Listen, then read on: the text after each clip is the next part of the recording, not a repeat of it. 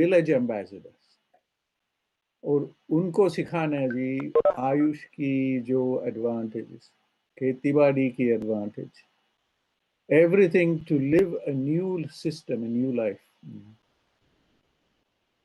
हमारी अगर गांव में जाओ तो we find huge disconnect, huge. ठीक है, there are progressive states, Haryana की तरफ जाओ तो ठीक है, Punjab is gone the other extreme, too much use of unnecessary chemicals, unnecessary। अब बठिंडा की तरफ जाओ तो पूरा कैंसर कैपिटल ऑफ इंडिया, ये हाल है हमारी। This is the difficulties coming from खेती बाड़ी की। ग्रीन रेवोल्यूशन आ गया, दे प्रोड्यूस समथिंग, अभी उस तरफ चला गया पूरा, रोज रोज कैंसर केसेस निकल रहा। सो all of this needs some thinking initiative. So I'm happy we have so many, two wonderful speakers today. You have brought and a very important theme, and it is not only, it is connected with producing herbs and medicinal plants, also connected with producing food to make a strong Annamaya kosha. Very, very important. नमस्कार मदन थंगावल जी। Vishnu ji, namaskar ji, namaskar. नमस्कार। Very happy to be here with everybody. Yes, okay, thank you. See So you. now, with your kind permission, both speakers have joined, Dr. Subrata जी और कौशिक ब्रह्मचारी जी। मैं दोनों का स्वागत करता हूं। I would like to welcome Subrata ji and Koushik Brahmachari ji, who is the expert speaker of the day. I would like to welcome Professor Madan Thangvelu from United Kingdom, Cambridge, Dr. Parikshit Devnath, Dr. Vishnu Prasad Sharma ji from Assam, Guwahati, former principal Ayurvedic College. So without wasting, Jagdishwar ji from Telangana, welcome sir, welcome Ramdas ji. So I would like to start with your kind permission with Ishwar Stuti, our today Jivan.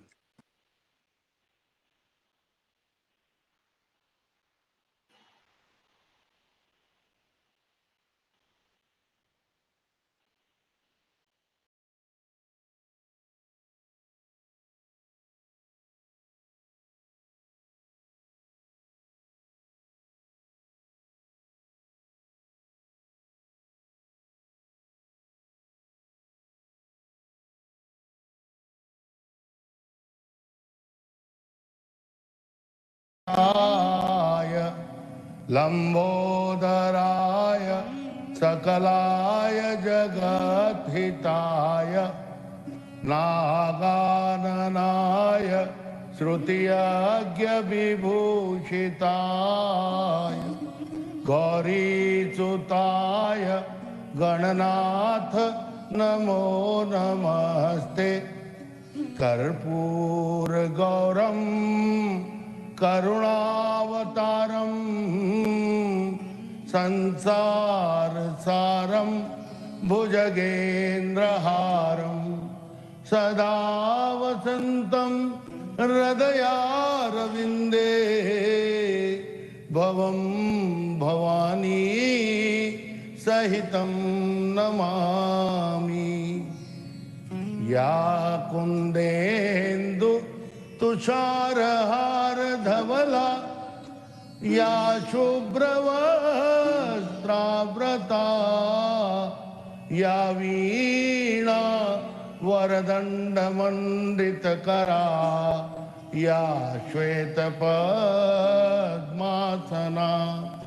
या ब्रह्मा च्युतशङ्कर प्रभृतिभिः देवै सदा वन्दिता सा मां पातु सरस्वती भगवती निःशेषजाड्यापः।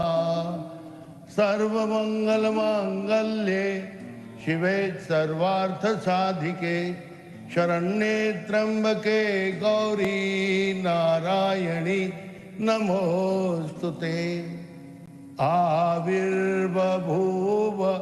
कलशं दधदर्ण वाद्यः पीयूषपूर्ण ममरात्वकृते सुराणां रोगजालजीर्ण जनताजनितः संसो धन्वन्तरिच भगवान् भविकाय भूयात्। श्री धन्वन्तराय नमः। Om Shanti, Om Shanti, Om Shanti.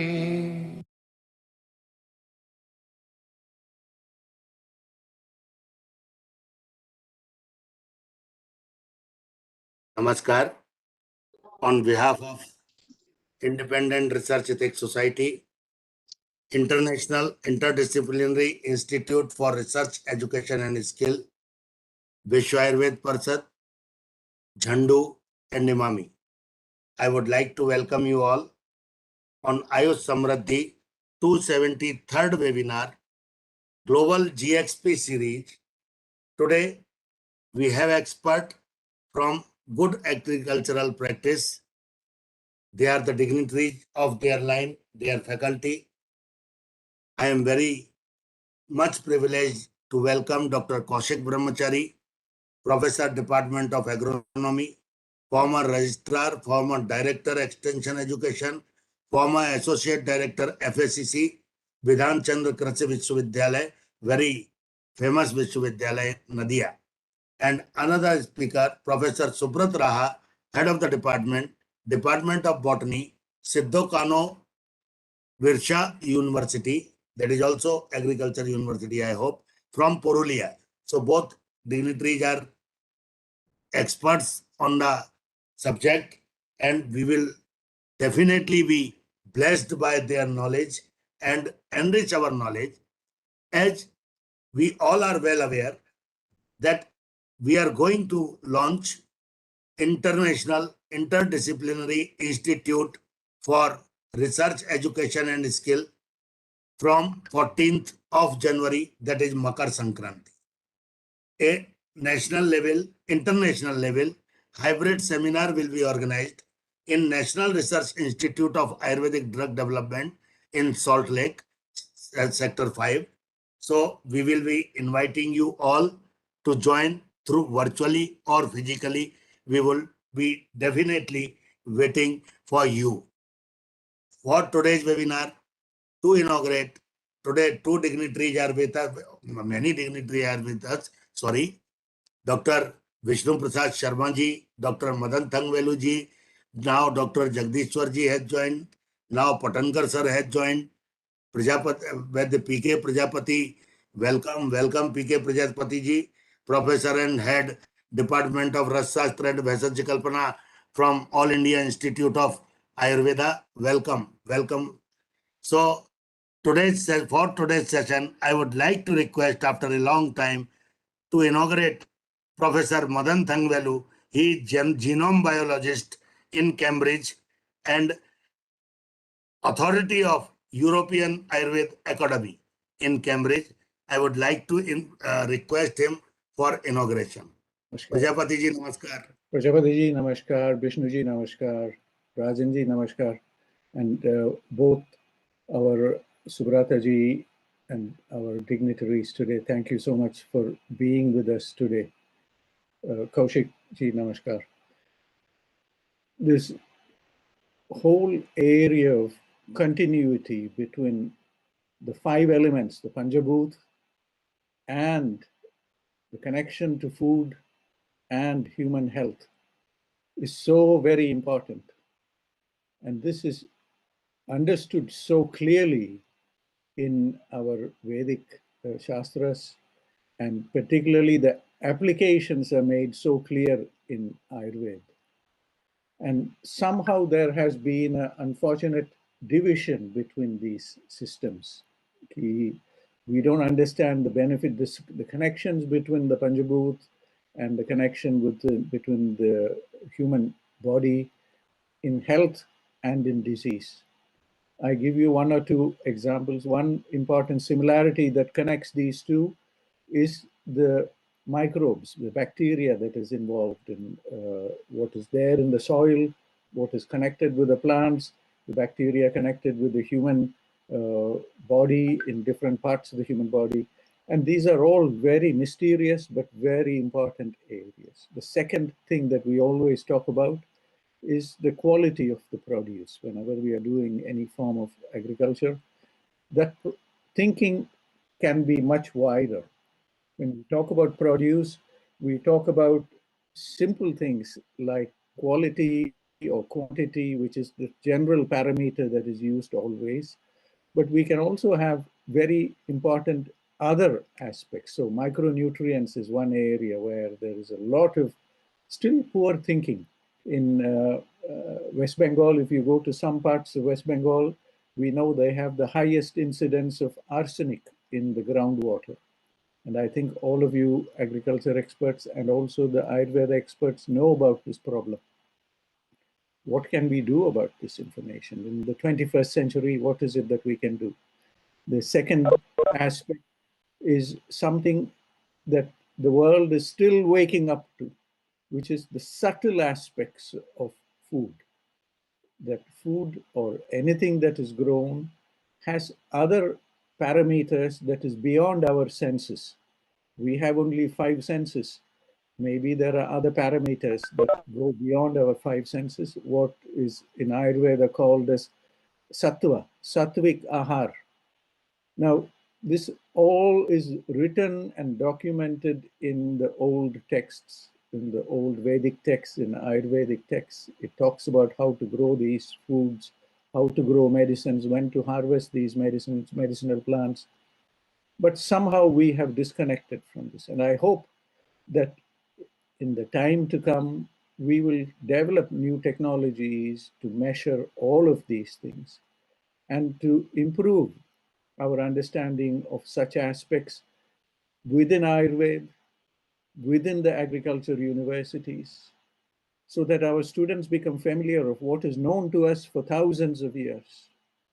When we look at Dravya Guna Shastra, there are so many principles there. The aspect, the rasa panchak of any dravya, how elegantly it is described in our textbooks. But our agriculture students do not understand this. Myself, I studied agriculture in Haryana, at the Haryana Agriculture University. From 1975 to 1975, I did my first degree. But nobody taught me these things. Nobody taught me about Panchagavya in agriculture. But these are things that are known for thousands of years in our. Panchagavya is used to benefit human beings, used to benefit the health of animals, used to benefit the efficiency and the quality of the land and the produce that is grown. We can grow many things with very reduced or zero use of man-made chemicals. So these are the kind of areas where there is a need for more discussion between Ayurveda people and agriculture universities, between agriculture universities and modern medicine people. And I hope this event that Pawanji has brought us all together will be a first step to more of these discussions, transdisciplinary discussions on quality of food, on interactions between the land and human health, and all the steps in between. So Pawanji, I want to thank you once again for bringing us all together on this wonderful, wonderful day and a wonderful theme, and for bringing colleagues from West Bengal. The heritage of all this knowledge in West Bengal is very ancient. But somehow, for what they say, life gets in the way. And we must find a way to take life out of it and inject a new kind of life that brings a better cohesion. I hope in the future we will bring the vice chancellors of the agriculture universities of India together to point them to the need for such discussions for the future. So thank you again for bringing such a wonderful set of minds together today on this important theme of good agriculture practice, which is at the heart of understanding the connection between the Panchabhut and the human body, the connection between the 5 bhutas that are described and how it helps us maintain good health in return. So thank you for having me here Thank you, today, sir. Pawanji, and thank you for this wonderful theme today. Namaskar. Thank you, sir, for your blessing. Thank you very much. Now I would like to request today's first speaker, expert speaker, Professor Subrata Raha, Head of the Department of Botany, Sidho Kanho-Birsha University, PURULIA. He is a expert speaker on the subject. And then I will request Dr. Koushik Brahmachari, first speaker our Dr. Subrata Raha, Professor Subrata Raha. Welcome, Professor. Welcome. Thank you. Thank you.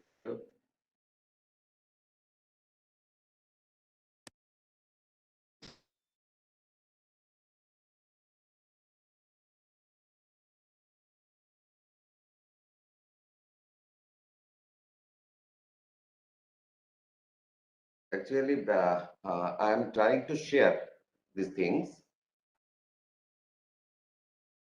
Your screen is shared. You can open the PowerPoint. Okay, I have shared the screen.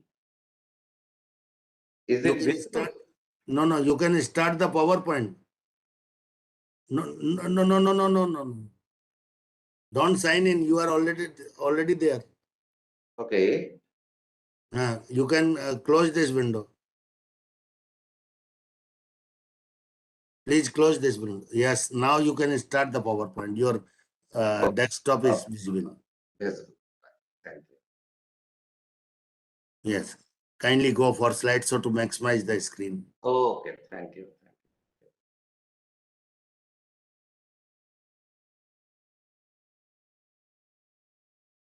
Yes, excellent. Please proceed.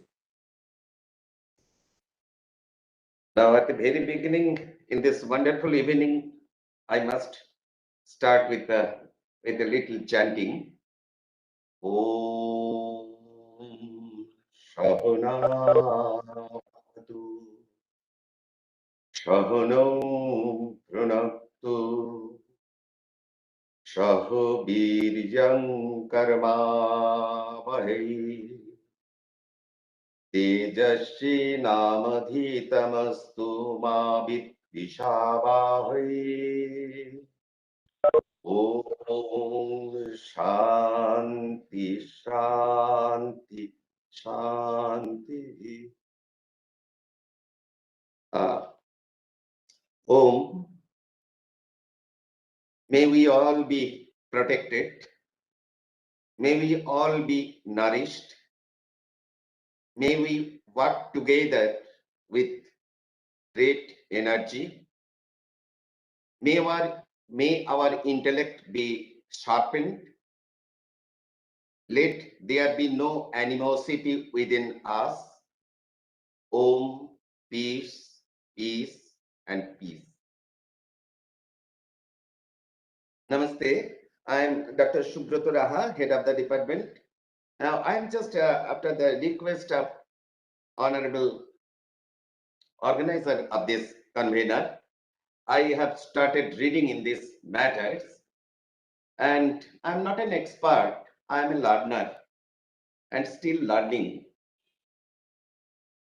Then I observed that the practices which were going on from the traditional age of Upanishad, from the different Vedas, different Sanskrit literature, and in different scripts, we observe that from long, even before 3000, before Christ BC, agricultural practices successfully done by the farmers in the riverbanks, in the fields, and even the archaeological evidences, paleobotanical evidences support that they were frequently used the production of cereal crops in the vicinity of the water bodies. The soil was right, but everything, climate was fine. We have continued these practices for a long time. But in the last century, and particularly after the Industrial Revolution, certain things, sorry, a train is passing by, just a minute.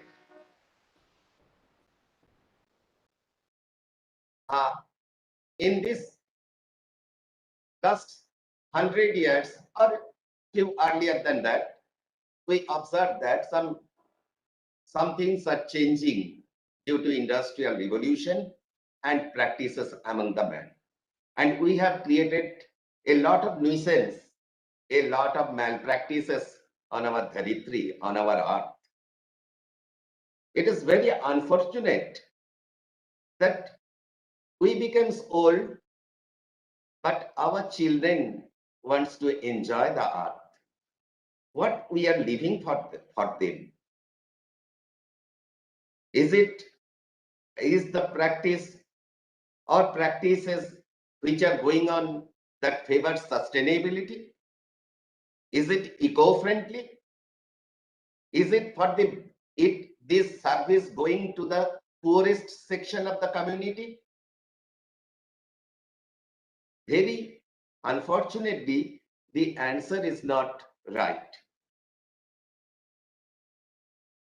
And if we see in this beginning of this 21st century that we have produced enormous amount of crops,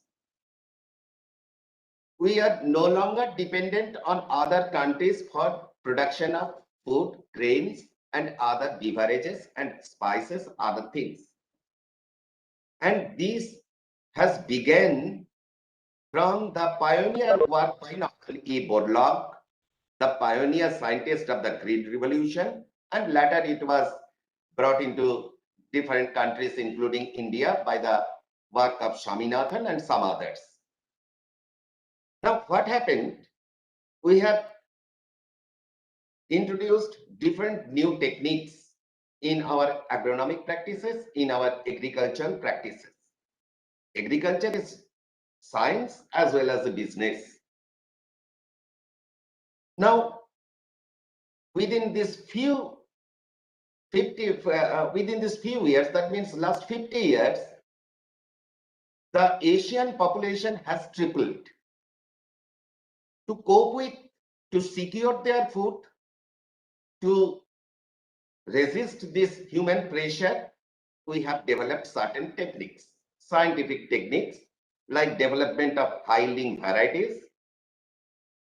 We try to distribute seed to every corners of the world, these hybrid seeds.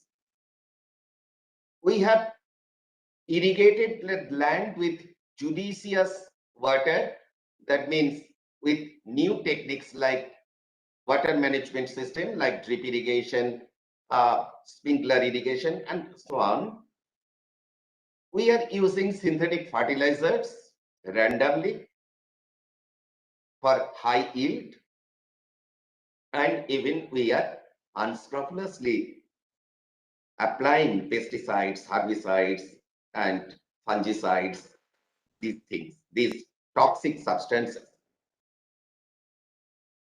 So naturally, what happened, as we all know, even in our childhood days, when we when we usually visit the rice field, we observe different kind of fishes, crabs on the rice field. But unfortunately, these are lacking today. And as a result of all these things, which are the main step, considered to be a step for green revolution, now becomes painful. And we now need evergreen revolution. Now, to bridge this demand of food, that is food security, and the different practices going on, there should be certain norms. Those are called good agricultural practices or GAPs. Now, this code of practices, it is defined as code of practices and adopt appropriate measures to produce safe and premium crop. Safe premium crop, that is in a sustainable way. Now there are Food and Agricultural Organization, FAO also given a definition that practices that address environmental, economic and social sustainability for on-farm process and result in safe quality food and non-food agricultural products. So these good agricultural practices have certain pillars like economic viability, environmental sustainability, social acceptability, and food safety and food quality. So these are the pillars for good agricultural practices. Now at this dawn of the 21st century, we have also observed that information technology or communication technology, information and communication technology, that is playing a major role in the society. And with the help of this technology, now every corner of the world becomes nearer to me. And it has changed, it has impacted the society by which we earlier lived, worked, shop, and played. This technology completely drastically changed the whole structure. And there are some emergence of new kind of outlets like big bazaars, shopping malls, new network systems. And it is observed that consumers' trend is also changing in this context of 21st century. Now, these supermarkets, people like to go there in the supermarkets, in the big shopping mall. They usually go there. What is the reason? Because their demands are changing. Even today, an old person or a rural people comes to the shopping mall, not only for purchasing or buying some articles, but it is also a good place for recreation and for time passing. They are coming here, observe the products, and even the laymen today want to purchase good, healthy products. So they can easily avail it in the supermarkets. Another thing is, in most of the families, both the husband and wife, they are working and economy level is raised. So they have better affordability. They can purchase some costlier things. Information technology, and through communication and information technology, they can know a wide range of the products which are pan-globally produced. They can easily purchase these things by online shopping also. Gradually, the villages entered into the cities. There is no demarcation between villages and cities today, where the cities end and villages. So there is urbanization. So the rural peoples also frequently come to this super mall. Even by the technology innovation for farm practices, for marketing practices, everywhere, through this technology innovation, we have entered into a new century. And above all, the food quality. Food quality is the prime importance today and what we are going to discuss today. So, deep gap principle, globally, good agricultural practices are there, but every country has its own formulation. Like IND-GAP for India, INDO-GAP for Indonesia, J-GAP for Japan government. Every country has its own formulation, standard formulation. Now, in case of India, I am showing some points which should be cared from seed sowing to harvesting, processing, transport, even marketing. In every step of the production, there should be some good practices. So first of all is site selection. That is, these points should be given emphasis. when a farmer is producing certain things or a producer is producing certain things, so marketable things. So site selection is vital. That is, soil mapping or soil testing is the first step. And whether the site is contaminated by some heavy metal pollutants or other contaminants, that should be judged earlier. If that site is contaminated, then we have to look for different other site or how we can take remedial measures to suppress, to overcome this pollutant problem. These things have taken considered first. The soil condition and management is important in this sense that naturally in Purulia, the soil is acidic, where the pH ranges from 5.5 to 7, like that. So liming is a good practice which can nullify the effect of acid soil, and if soil is lime soil, then it can be rectified through applying some sulfur compounds. Now, seeds and propagating materials that should be certified, that seed should be sealed in airtight container when we are purchasing things. We should also take record when we are sowing the seeds, when from where we are purchasing seeds, whether that is certified or not, the quality of the seeds. I am doing research in this line, so I can tell a few words regarding this later on. But the seed, the main or any propagating stock, the purity of that stock is vital. Whether if that is contaminated, then we have a general practice of applying fungicides. Then we have some practice of applying fungicides. Most of them are mercury compounds. And we have to avoid these things. So what we have to grasp, that is, physical technique is the best way. That is, with hot water treatment or any kind of radiation treatment, it is better. But avoidance is more better. We have to look whether this stock is virus free or any microbe free. That we have to take into consideration first. So selection of seed stock or propagating stock is most important.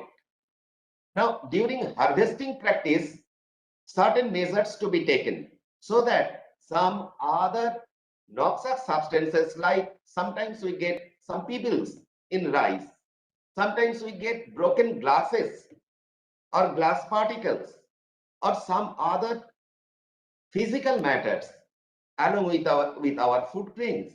Similarly, the post-harvest management is also important. Am I audible? Yes, yes, yes. Now, there should be a certain system. All these things, what is given in these points, that should be documented by the farmers or a businessman or any person who is associated of farming. These points, it is, I am giving the references also. From there, they will get the details, assessment work. It may be self-assessment, it may be second-party assessment, it may be third-party assessment, but generally third-party assessment is advisable and appreciated. Anyway, so this identification and traceability, this is also important thing, that the product should tagged with certain documents mentioning the date of showing, the practices involved, the application of any kind of chemical substances or not, time of harvest, date of packaging, date of transportation, all should be given in a tag that is called traceability, so that we can easily trace, and if we want to withdraw the product, we can easily withdraw the product from the market. So traceability is important thing. Now, equipment and personnel, their health and hygiene, their sophistication, which kind of instruments which are using, workers' health and safety measures, that should be taken into prime importance. Whether they are applying, if it is necessary to apply certain kind of chemical pesticide or insecticides, if it is inevitable, then if it is applying, then what kind of safety measures the worker is taking. Whether she is taking face shield or mask or apron or anything, that should be taken into consideration. And if any kind of risk appear, then what should be done, how doctor's consultancy will be done, that should be also taken in advance, considered to be advanced. Now, record keeping and internal assessment, I already told about it. Now, waste and pollution management. If I am applying fertilizer, if I am applying pesticides in the field, whether that water goes to the nearby ponds or any water pockets, that should be carefully examined.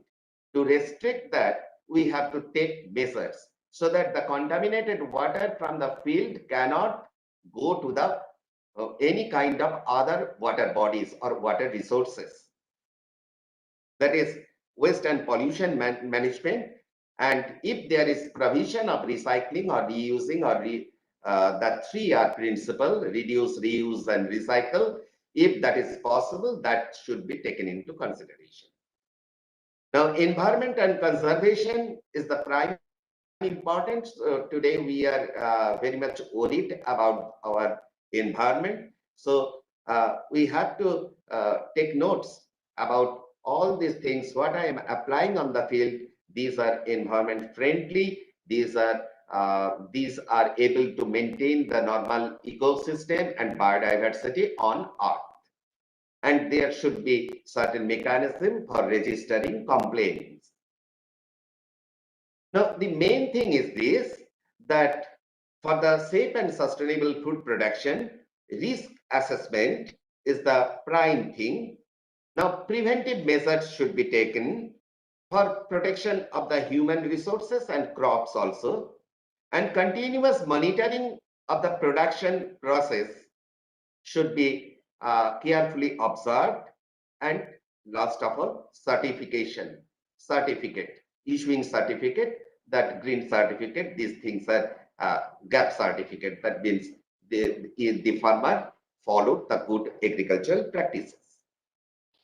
Now, while talking about the seed stock, in my laboratory, we are working with different kinds of seed stocks in different months of storage. We are taking from the storage condition the seed stocks, and in the particularly fungal and bacterial media, when I placed those seeds, they shows different types of colonies, fungal and bacterial colonies. These are particularly the fungal colonies like Rhizopus, Mucor, Rhizopus aspergillus. This one is aspergillus, this is penicillium, this is Rhizopus. Among which Rhizopus, if the seeds are not properly stored in proper condition, with proper temperature, proper aeration, then seeds deteriorate in course of time. In every month, we have collected different cereal grains, different carbohydrate type of seeds, different proteinaceous seeds, and different fatty seeds like oil seeds from the storehouse. And observe that gradually, due to lack of proper harvesting technique, actually the thing is so big, it is very difficult to accommodate within certain limit of time. There should be a gap between harvesting and storing. That should be maintained properly. Seed should be should be bulked into such a way that they are free of all kind of debris, and that should maintain the lowest minimum RH value, relative humidity or moisture content in the seed. And if we do not practice these things, then we may be self-sufficient in seed production, but that cannot reach to that dining table. So see what happened. This is the month of storage, first, second, third, fourth, even 12th month of storage. The carbohydrate content of these seeds decreases from 1.6 soluble sugar, it reduced to 1. Insoluble sugar, 30% reduced to 15, half. Even the protein content from 12% reduced to 9.5. Due to inappropriate storage condition, the food value is diminishing. And here, after showing the slides, I am again discussing. These are some vermiculture in our university. We are also working under a Department of Science and Technology Innovation Hub for working with the tribal communities, particularly Santal, Birhor, Ho, Bhumij, Shabor, with these communities for through scientific intervention, we want to develop better livelihood among them. And we have also trained these tribal people in the vermiculture. We have produced, we have manufactured or established different types, different greenhouses in West Bengal as well as in Jharkhand. And the tribal people are now expert in greenhouse management or polyhouse management system. They are producing capsicum inside. They are purely organic, no trace of any fungicides. And they are fortunate that these jungle men, they were earlier called Birhor community, and their population is reducing. They are only 410 people in this district.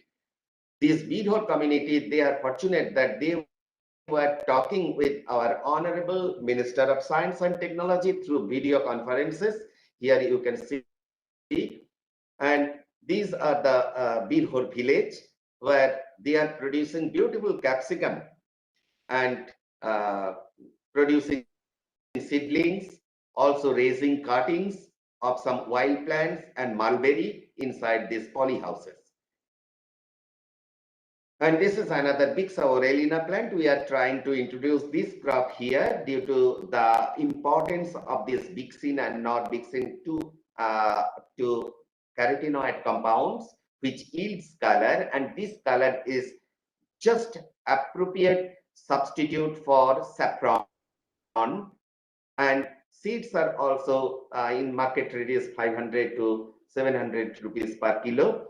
And we are producing seed farms, and we are producing seeds because they have potent anti-cancer property. It is proved already, and they are food color is also beautiful. The color is water soluble as well as oil soluble. So if we want to make products of jam, jelly, or custard pudding, or ice cream, anything water soluble, so it gives color. And if we want to produce some meat products, then this can be, or biryani or some pulao, it can add color also.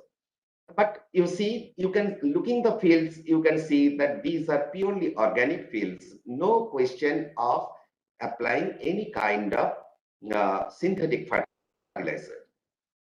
And we are also producing lemongrass in barren lands, also with the help of CMAP, Lucknow. And we have installed the lemongrass distillation unit in our university campus, and we are extracting oils from the lemongrass, as well as we have given training of these tribal people for the value-added product like lemongrass tulsi tea, lemongrass green tea, lemongrass ginger tea, lemongrass powder, and all these things. we have given the training so that they can sell it from their place to directly to the merchant. So our university or our department, particularly our department, is also very new department, but we are furnished with high-end instruments like HPLC, HPTLC, GCMS, ICP-AES, by which we can validate the drugs. With the help of HPLC and HPTLC, we can assess. Similarly, ICP-AES, inductive coupled plasma atomic emission spectrophotometer, we can assess any kind of heavy metal, trace heavy metal inside the food products. So for developing or for certification, we have established our lab in this way that we can benefit the farmers as well as the buyers and shaking hands. And these are some references from where we can find those who are interested. They can take a snapshot of it so that they can study it in future. And thank you everyone for giving me an opportunity to share my ideas. I think I am waiting to listen very beautiful lectures from here. And thank you everyone. Namaste. Thank you, Professor Subrata ji. Thank you. Excellent. You have covered everything, moreover related to field. Excellent. Excellent. We will invite you again and again. We Am will I audible? call you again and again. So now I would like to request Professor Koushik Brahmachari ji. Koushik Brahmachari ji is from Department of Agronomy, former Registrar, former Director Extension External Education, former Associate Director FACC, Bidhan Chandra Krishi Vishwavidyalaya, NADIA. I am very much privileged to introduce him and now would like to welcome him. Welcome, Dr. Brahmachari. Am I audible to you? Yes. Yes. You're audible. Thank you. Thank you. Thank you, Doctor. Am I audible?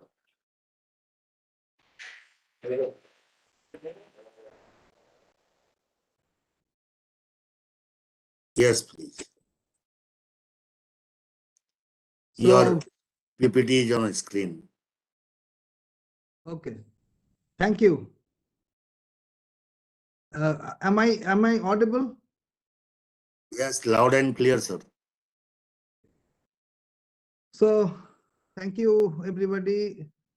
Pawanji, Madanji, Dr. Raha, and all the dignitaries who are on the screen. And today's topic is good agricultural practices. And first of all, I would just recall our history. If you think about the history of agriculture, why should we think about the good agricultural practices at this juncture? If you think about our history, then you can find that if agriculture, this is not the modern agriculture, the agriculture was started in the hands of women 10 to 12,000 years back, and in the Fertile Crescent of Syria or somewhere near Syria. And a very beautiful story is there. Perhaps most of us know the story that when the people just started their cluster life, living their hunter-gatherer life, they started their life on the bank of rivers, near the bank of rivers, as the water is a very good, essential source for livelihood. And they used to collect the fruits and seeds from the adjoining forestlands in the spring season. So one day, a lady was just returning from the forest land with the spring harvest, and near their cluster, she fell down. And the baskets full of the seeds of the harvested seeds were just, he fell down and the seeds was just dispersed. And just after 1 year, when that lady was coming back by that road, she found that, interestingly, that if for that seeds, they had to go to the distant forest, and their seeds are available at the nearer to their cluster. And this was the concept, and just she thought, and the concept clicked in her mind that, and in history, the slogan is, if we sow, we can grow. And this is the, if we sow, we can grow. So this is the concept of the agriculture, and the modern agriculture of 200 to 300 years period is different, totally different from that agriculture. So the primitive people, rather the people who the agriculture was started in their hands, and they started there. Just after that, they saw that if the seeds are sown in the river bank, the moisture content of the soil is better. So the concept came that if the soil will be moist, the seed will be germinated properly. When the seeds were just spoiled by the ants or any soil-borne insects or any birds or any enemies, then they started thinking about the seeds should be sown inside the soil. And they started sowing the seeds in the soil. That comes the question of depth of sowing. Then when they started to make the furrows and keep the seeds inside the furrows and just to cover the seeds with the loose soil, comes the concept of plowing. And if we see the cave pictures or any sculpture and everything, and many oil paints of the old time, then we can find that different types of plows were available at the time. But with the advent of time, with the advent of the scientific inventions, different types of, now that we came into the concept of tractor. And right now, the advanced countries are thinking, they are cultivating the field with the variable rate technology principles.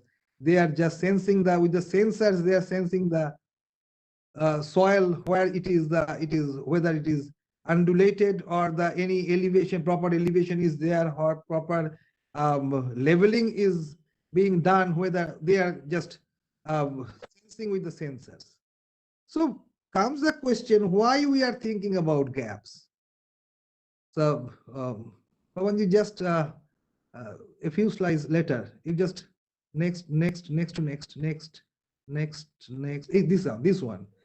one. The green revolutions, just before,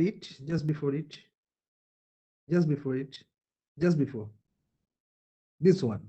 If you think about the four main components, that is the pillars of green revolution. So how comes that if you think about the pre-green revolution period, why we have chosen the concept of green revolution? Because it was known to us that we are doing the mistake. And the mistake, the gigantic, the mammoth mistake, it was done to green revolution, that we have chosen high yielding seeds because after the partition, the population along with the migrated population has hiked the entire population of the country. And we thought that if we want to feed each and every mouth, then we must have to produce more and more. And with this concept keeping in background, we started to cultivate the high yielding seeds. Then if the high yielding seeds, high yielding varieties usually consume more nutrients because they produce more. So it requires more nutrients, and the chemical fertilizers were available in the hands. So we started to use chemical fertilizers. The crops which which are taking more food, that is more nutrients, they require more water. So comes the requirement of irrigation. And the crop consuming more water and more fertilizers means it will be plumpy, it will be succulent enough. And succulent crop means it will attract, it will be the harbor of number of pests and diseases, insects and diseases.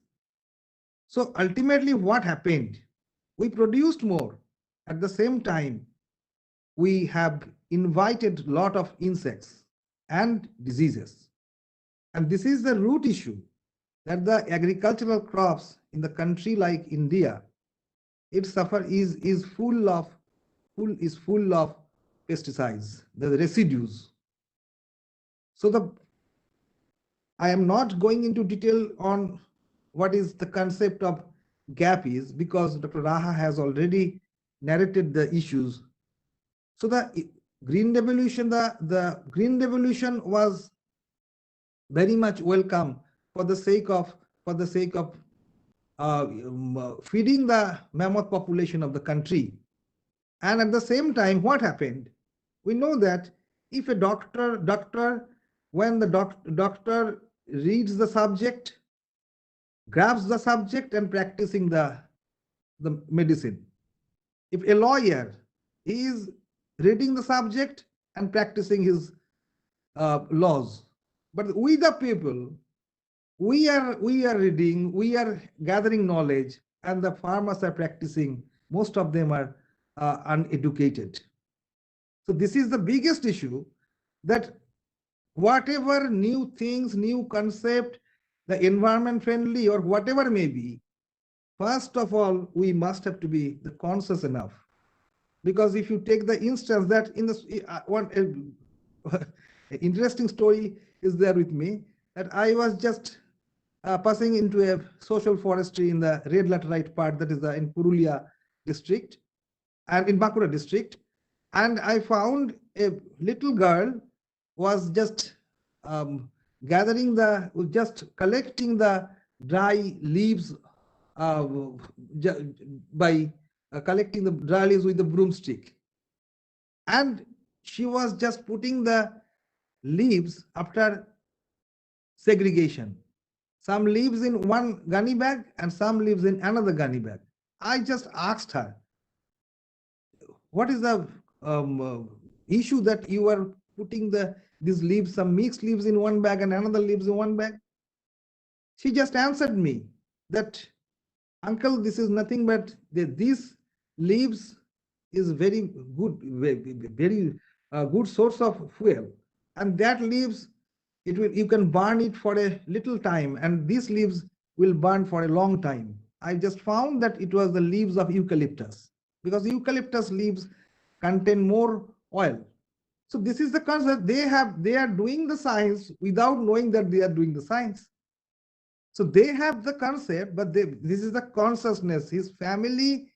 Her family has given her the concept that this leaf is precious to us because it will fetch 10 rupees per bag, and that leaves, the mixed leaf, will bring 5 rupees or 6 rupees per bag.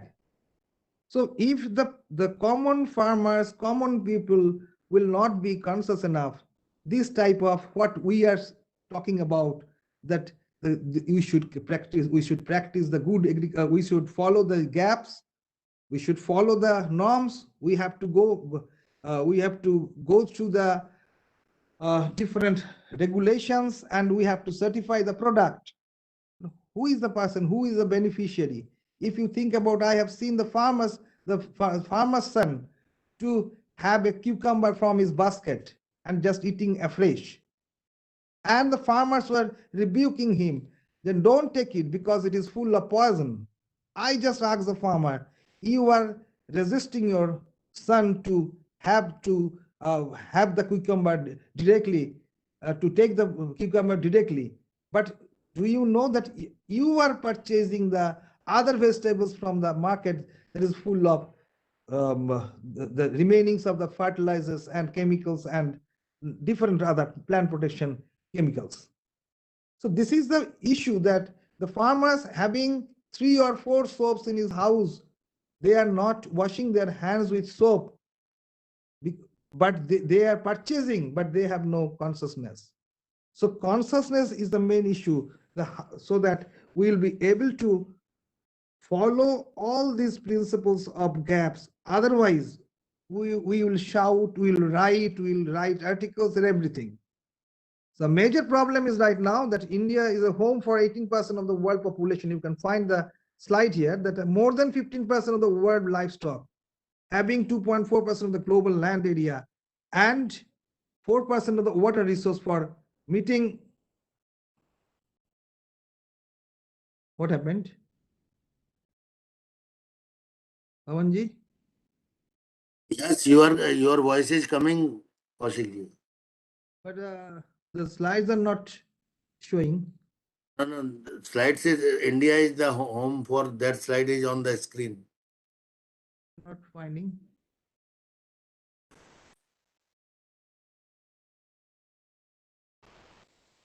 Just a minute.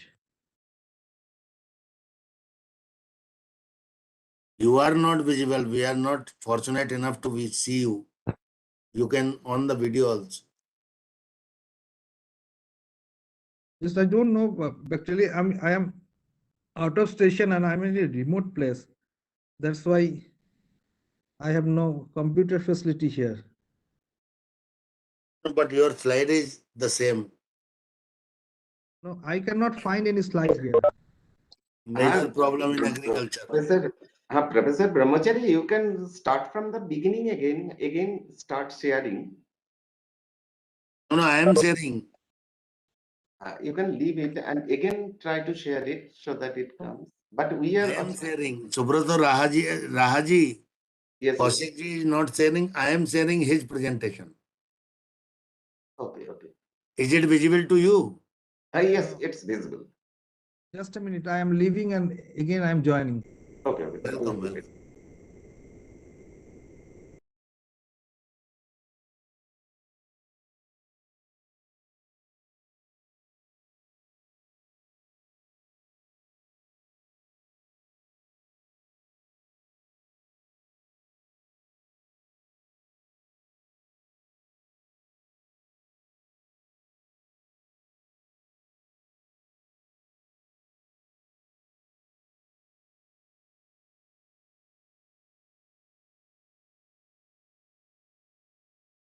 Welcome. Welcome, Brahmachari ji.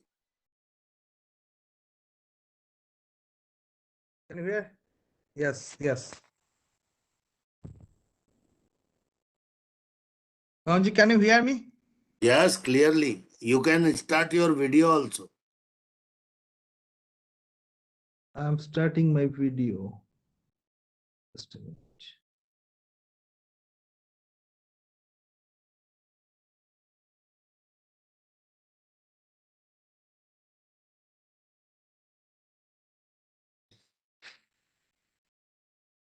Yes. Welcome again.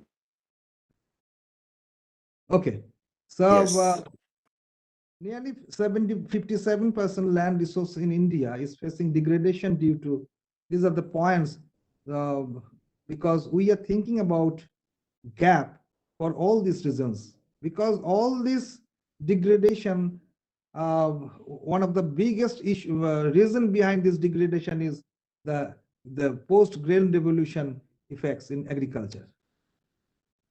So you see that the erosion in all respect, water, wind, and the productivity is declining. Number of states is facing this type of problems. Even the other countries also.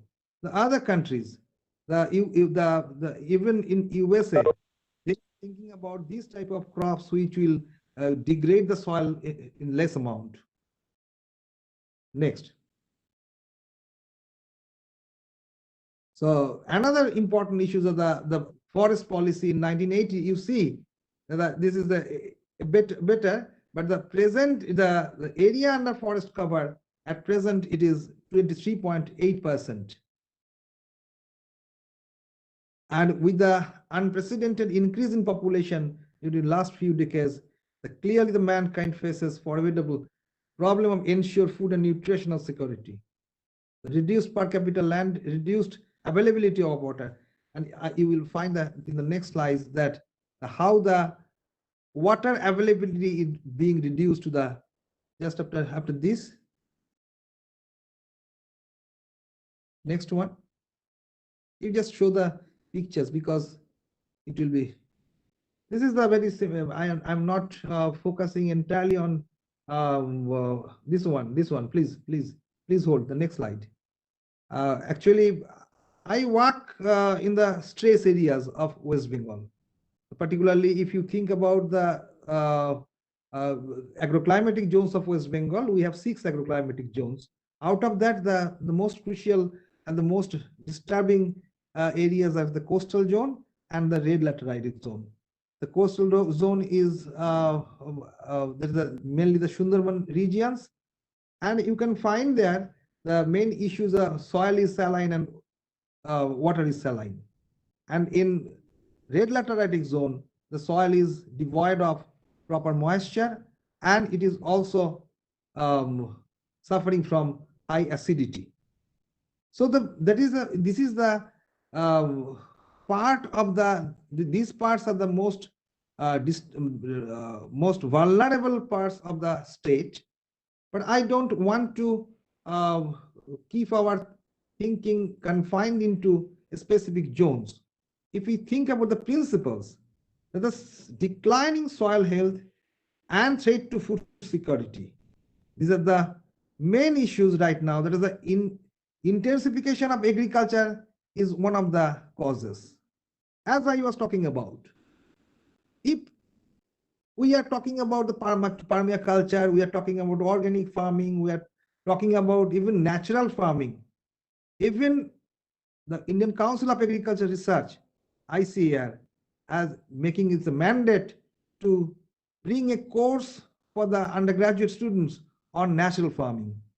Think about it. Agriculture, the primitive agriculture, that is the subsistent agriculture. Then comes the commercial agriculture. And now we are thinking about sustainability. We have to sustain our food production. We have to keep our security, food security and nutritional security at the proper level. Now we are thinking about to protect our soil. Now we're thinking about to have more water reserve. We are thinking about to protect our forest. Once upon a time, for our industry, for our dwelling place, we fell down the forest lands. We have just wiped out the forest. And right now we are thinking to bring back the forest. And with the forest with agriculture, that is the agroforestry. So question comes, everything was there and everything is there. Just we are thinking about the old wine in new bottle. We are making the new terminology, the gap. We are making the new terminology, organic farming. We are making terminology on permaculture, natural farming. But if we look to the past, everything was there. In a village, take the concept that a farm family had their own cottage, thatched cottage, and on the thatched roof, it was the trailing vegetables like cucumber, the bottle gourd, pumpkin, etc. And they had their plantation crops like the mango trees or coconut trees at the fringe of their house. And they had their small pond. In the pond there was duck. In the premises, usually we found the chicks and goats, and everything was there. Cows and the biogas slurry, the farmyard manure, that is the vermicompost, everything was there. And the farmers didn't think about to correlate, to bring all these components under same umbrella, thinking about the business. They didn't never think about what is the business behind all these components. We just coined the new term, the integrated farming system. Next one. This is another issue, the global warming part that I don't want to go into detail. Next one. This is very interesting slide. You see how the biodiversity changed. Only before 2 decades, the first one, that this is a very common disease of rice, the sheath rot and blight, sheath blight. And it was not there before some introduction of some few high-yielding varieties. Once upon a time, stem borer, the second one, this moth.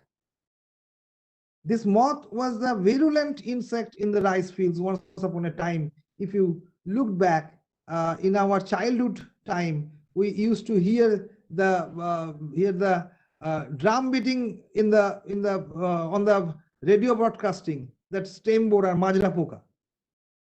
So right now, majra poka or this stem borer is not a virulent. It is the next one, that is a brown plant hopper. At this juncture, it is a virulent pest in rice.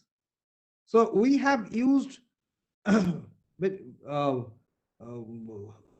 different pesticides, different insecticides, and we killed the insects. I have just used this specific term, killed. We didn't manage, we killed. And killed the insects. Along with these insects, the beneficial insects were also killed. And these beneficial insects were usually feeding on the eggs, larvae, and the adults of the different other foe insects. So the friend insects, which were usually feeding on these foe insects, were also killed with these insecticides. Ultimately, the insects which were less virulent at that time, BPH, brown plant hopper, it became the virulent pest at present, because no friend insects is there, and stem borer has also been vanished. Not vanished, reduced. These are the weeds. These weeds usually the C4 plants. C4 plants, Dr. Raha knows much more than that regarding the C4 plants. Usually the agricultural plants which we are usually cultivating in our country, most of the agricultural crops are C3 plants, and only a few like sugarcane or maize, millets, these are the C4 plants. So C4 plants can withstand the climatic variations, that is the global climatic change, quite well with respect to C3 plants. So as under changed climatic condition, with respect to crops, weeds are becoming lustrous day by day. So this is another issue we have to address. Next one.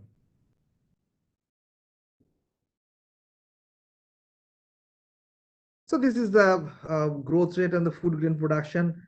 This is you just go to the next slide. This is you see the water, reducing water availability day by day. This is very important one. And in the present context, if you see so the only answer appears to the integration of the agriculture, forest, and other allied sectors. Because I have told you that you can find that this is the integrated farming system is a concept which will reduce the risk of farming, and it is an insurance to the entire farming system. Take the instance of in a village, some shopkeeper used to keep only the stationery articles once upon a time. After that, only few months after a few months, he started to keep the grocery items. Then after a few months, he started pandal business. He started lighting business. He just brought a old Xerox machine, and in the villages, the students of the village, they are just taking the photocopies from that shop. So multidisciplinary approach is the best approach to, under the changed climatic conditions, to bring more profit through farming, at the same time to keep the environment less under less harmful condition, and also for food nutritional security. Next one. And I have already mentioned all these points. You see, this is a very important slide. Anybody can have a look, and all these points, it will ultimately cover the best management practices. You see, crop management, then soil and land management, then water management, and air quality management. And we are just barking like anything that we have to reduce the number of tillage. We have to go to zero tillage in the land. I was talking about the plowing, because once upon a time it was thought that plowing will be beneficial to the crops. But right now we are producing potato. Right now, for last 5 years, we are producing potato in the Sundarban, different islands of Sundarban. With the Australian government is also working with us, and the Bangladesh government is also working with us. And we are producing potato under zero tillage condition in the islands for last 5 years. And Bangladesh government has taken this concept from West Bengal government this year.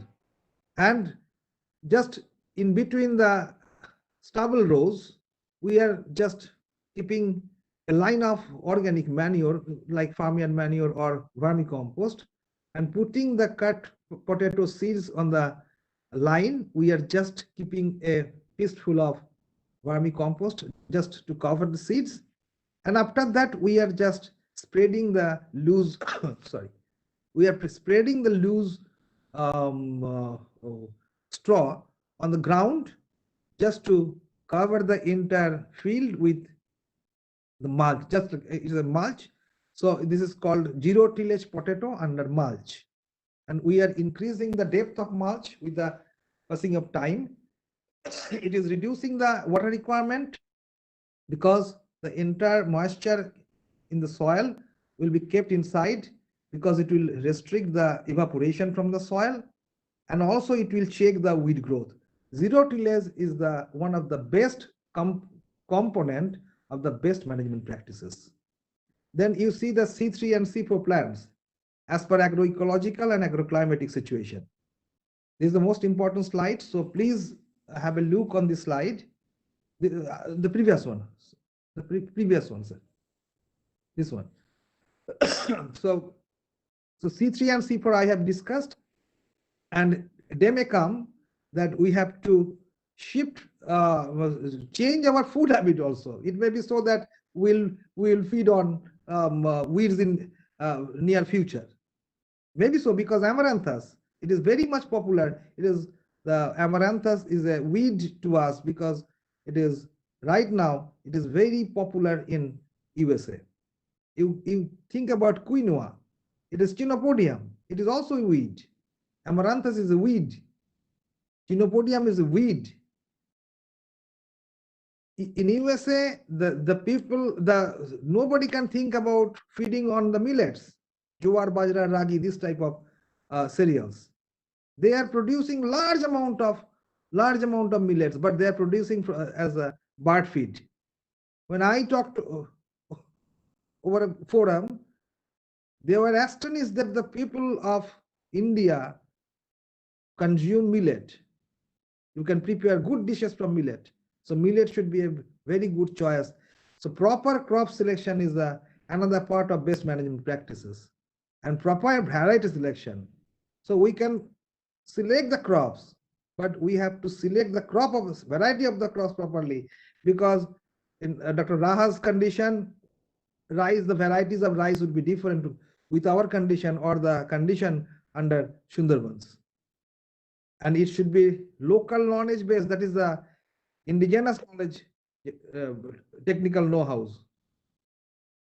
Farmer, they are of the opinion that if you spread the cut pseudo stem of banana in the pond, it will increase the oxygen level of the soil. So if the water will be turbid in the pond, they are applying the banana pseudostem, cut pieces of banana pseudostem.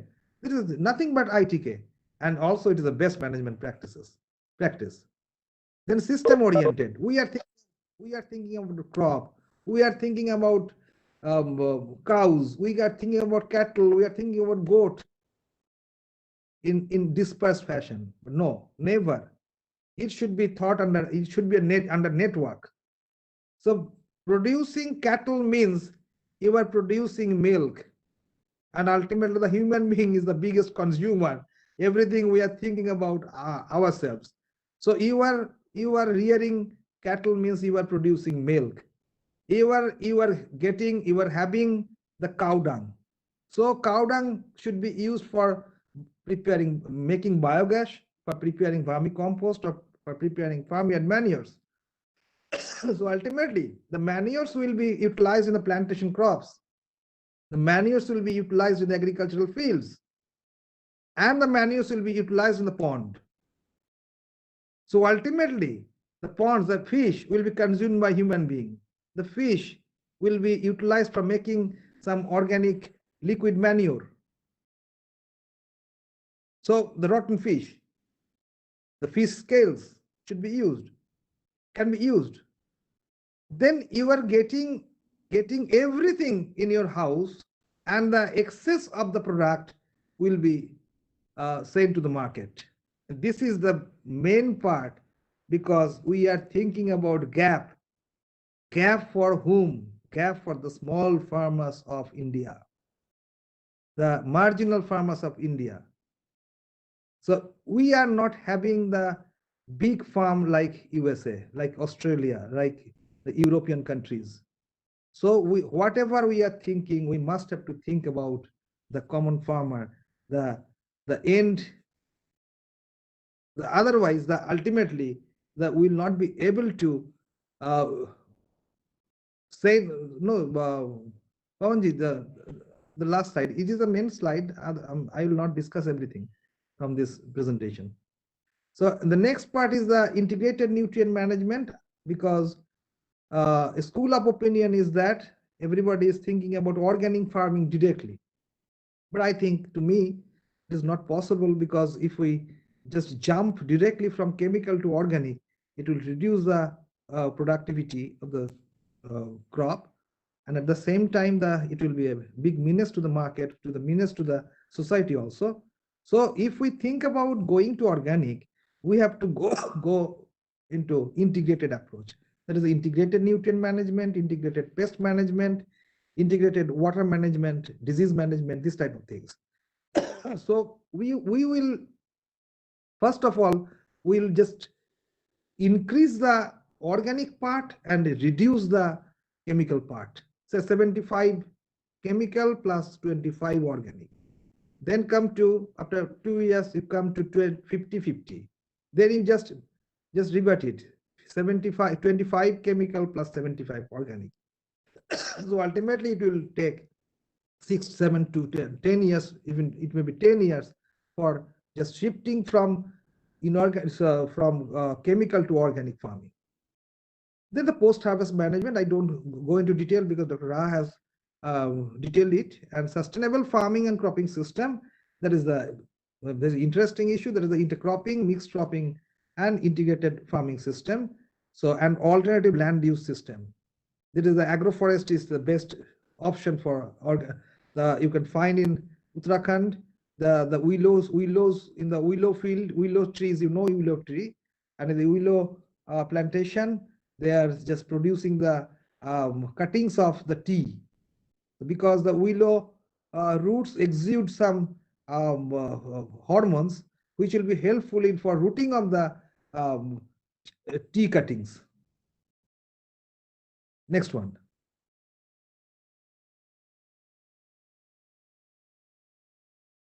Next. We talked about, this is a concept you can find. I have already shared it. You can share it to all, no problem. And this is the benefits of gaps. The farmers, you see that if you think about the agricultural produce, The say take the instance of plant protection chemicals, the chemical fungicides, insecticides, or rodenticide or herbicides, whatever it may be. This is handled by different class of the society. Say somebody is producing in the factory, then they are handling in the factory. Usually the safety measures are stronger than the other sectors. Then it is just transported to different areas of the country, and during transportation it is being handled. When it is unloaded, then it is handled.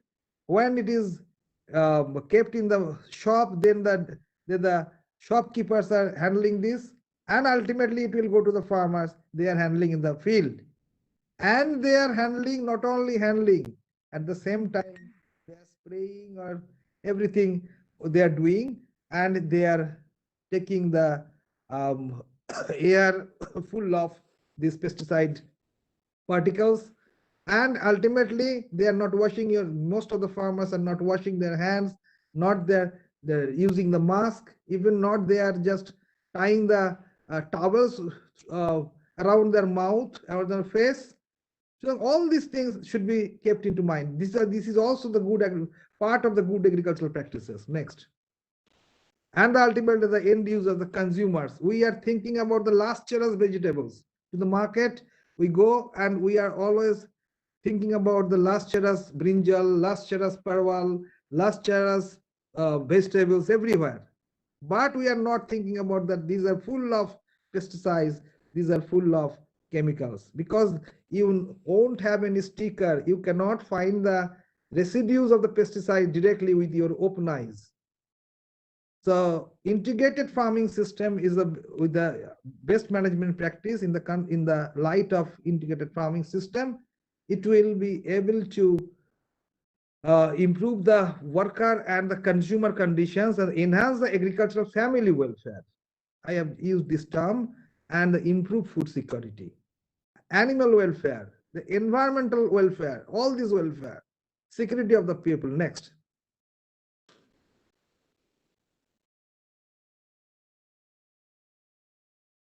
This very simple thing. Next.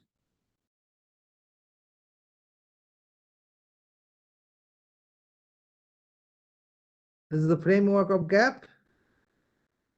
Next.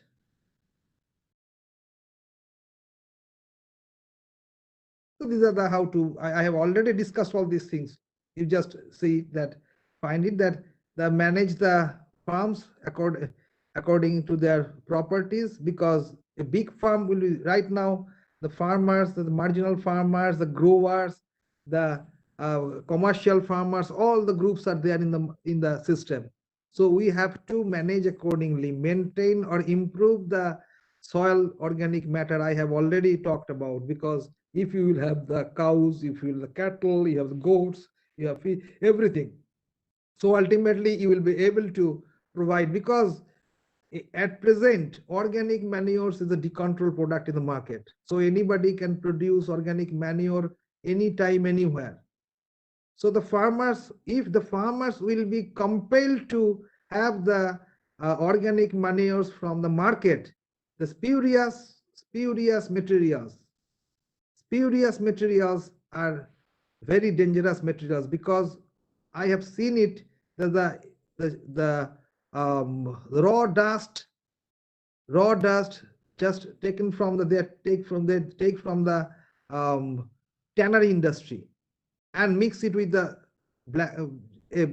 some muddy soils and prepare the organic manures. Even some dishonest businessmen, they mix magnesium sulfate with soil and just sell it like organic manures. And the one farmer just he asked me that he has a very big large lustrous brinjal plants, totally green and lustrous crop, and it is not blooming and fruiting. And when I tasted the organic manures, I have seen that the magnesium sulfate, it is full of magnesium sulfate. Magnesium is the part of chlorophyll. And so if we apply magnesium in high amount, then ultimately the crop will be lustrous, but the fruiting and the flowering and fruiting will be checked, rather stopped. This was the fact. So organic manures, as it is so far decontrolled, so ultimately the farmer must have to prepare their organic manures at the domestic level. If you will have the cattle, you will be able to produce organic manures, you will be able to apply it in the soil. So maintain the soil cover. I have already talked about the soil mulching. So agrochemicals, I have written that apply agrochemicals and organic and inorganic fertilizers in amounts of, because I have talked about integrated approach. Through integrated approach, we will reach the organic farming. Next. This should be the water infiltration should be, these are the points, these are the good management practices regarding water. I've talked about, because we have to choose the crops which will require less water. We have to choose the practices which will check the misuse of water. So we have to think about the practices which will reduce the water requirement of the high water requiring crop. Say rice is a high water requiring crop, sugarcane is a high water requiring crop. But we have to think about the varieties which will require less water, or we have to think about such practices, such agronomic practices which will reduce the water requirement of that very crop. Or we have to apply this type of chemicals or organics which will reduce the transpiration loss. These are the tricky ways to reduce the water requirement of the crop. So we have to manage the ground, we have to manage the soil, we have to apply more production inputs, including water or recycled products. Recycled products. Integrated farming system is the best approach, because you are recycling all the inputs in your own farm. You are not bringing any input from outside. Next one. The crop and product production, because we have to, if you will have the cattle and the animals, so you have to think about fodder production. Usually we the farmers who have less amount of land, less acreage, so we are suggesting them just to grow fodder at the fringe area or any bund area or any isle area. So next one. So this, I have already discussed all these things with crop protection. I have already discussed in detail. Next.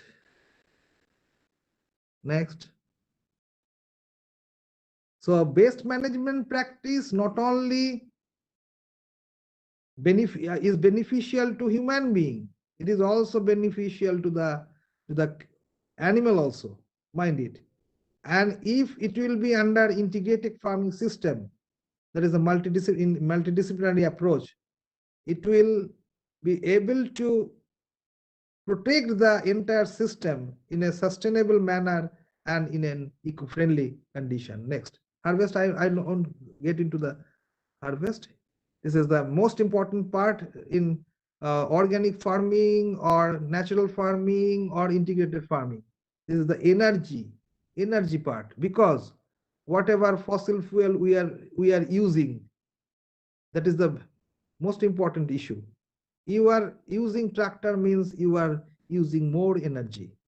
You are not using tractor means you are using less energy. Not only that, you are using less chemicals means you are using less energy. That means input and output ratio of the energy will be more.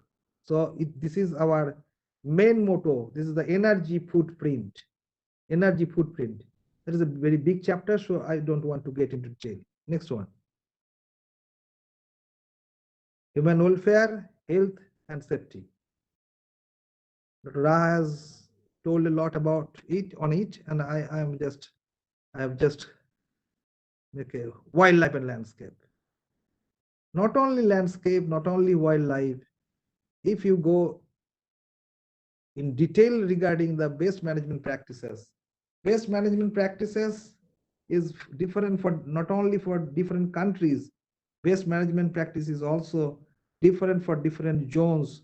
It is so the best management practice should be formulated, sketched at the very bottom level of the pyramid. So if you think about the system as a pyramid, the best management practice should have to be framed at the very bottom level. So if you make at the top, you will prepare the policy and you will just throw to the bottom, it will surely fail. But if you will prepare the best management practices with different zones, different say, so it is called micro level planning. Micro level planning, best management practices for Uttarakhand is totally different from the best management practices for Darjeeling. The Garhwal Hill, the Darjeeling Hill, the Kumaun Hill, the Nilgiri Hills should have the best management separate best management practices. That means the packages, rather to say. So bringing back the wildlife and the landscape, we have felled down the trees, we have felled down the forest, we have wiped out the forest, rather to say, wiped out. And if we want to bring back the forest, in Bengali, one sentence, one quotation is there, "Dao fireshe oronno." Please bring back that forest. Bring back that forest. So if we want to bring back the forest, there is no space for forest. We are increasing the tires of the tires of the multi-storied building. And it is an industrial concept in agriculture that we are utilizing the field repeatedly. If you think the agricultural land as a factory, then you are in the factory for 8 hours, a group of laborers take entry. Then they leave and another group comes in. Just like that, you are utilizing the field repeatedly. That means you are making you have 1 bigha of land, in one season you are using, in the next season you are using 1 bigha of land, and then you are using another bigha of land, means there is 3 bighas of land. So, but you are using 3 bighas of land in 3 seasons, actually you have 1 bigha of land, but you are not nurturing the field in that way, that you are just extracting, you are just mining the nutrients, you are extracting the moisture, but you are not refilling. So ultimately the soil is becoming barren. If the soil will be barren, if the forest will be denuded, then ultimately there will be no wildlife, there will be no proper landscape. If you want to bring back these things, so you have to go into best management practice. Next one. And I won't take any more time, you switch over to next slides.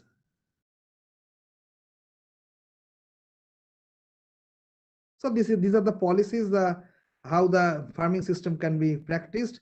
If some farmers have 1 bigha of land, 1 hectare of land, 2 hectare of land, if the farmer will be landless farmer, then how they'll be able to go into farming system. Next, or you just in a hurried way, you just go into. You see that this is the farming system. You have your water body and you have a good landscape. Next one. Next.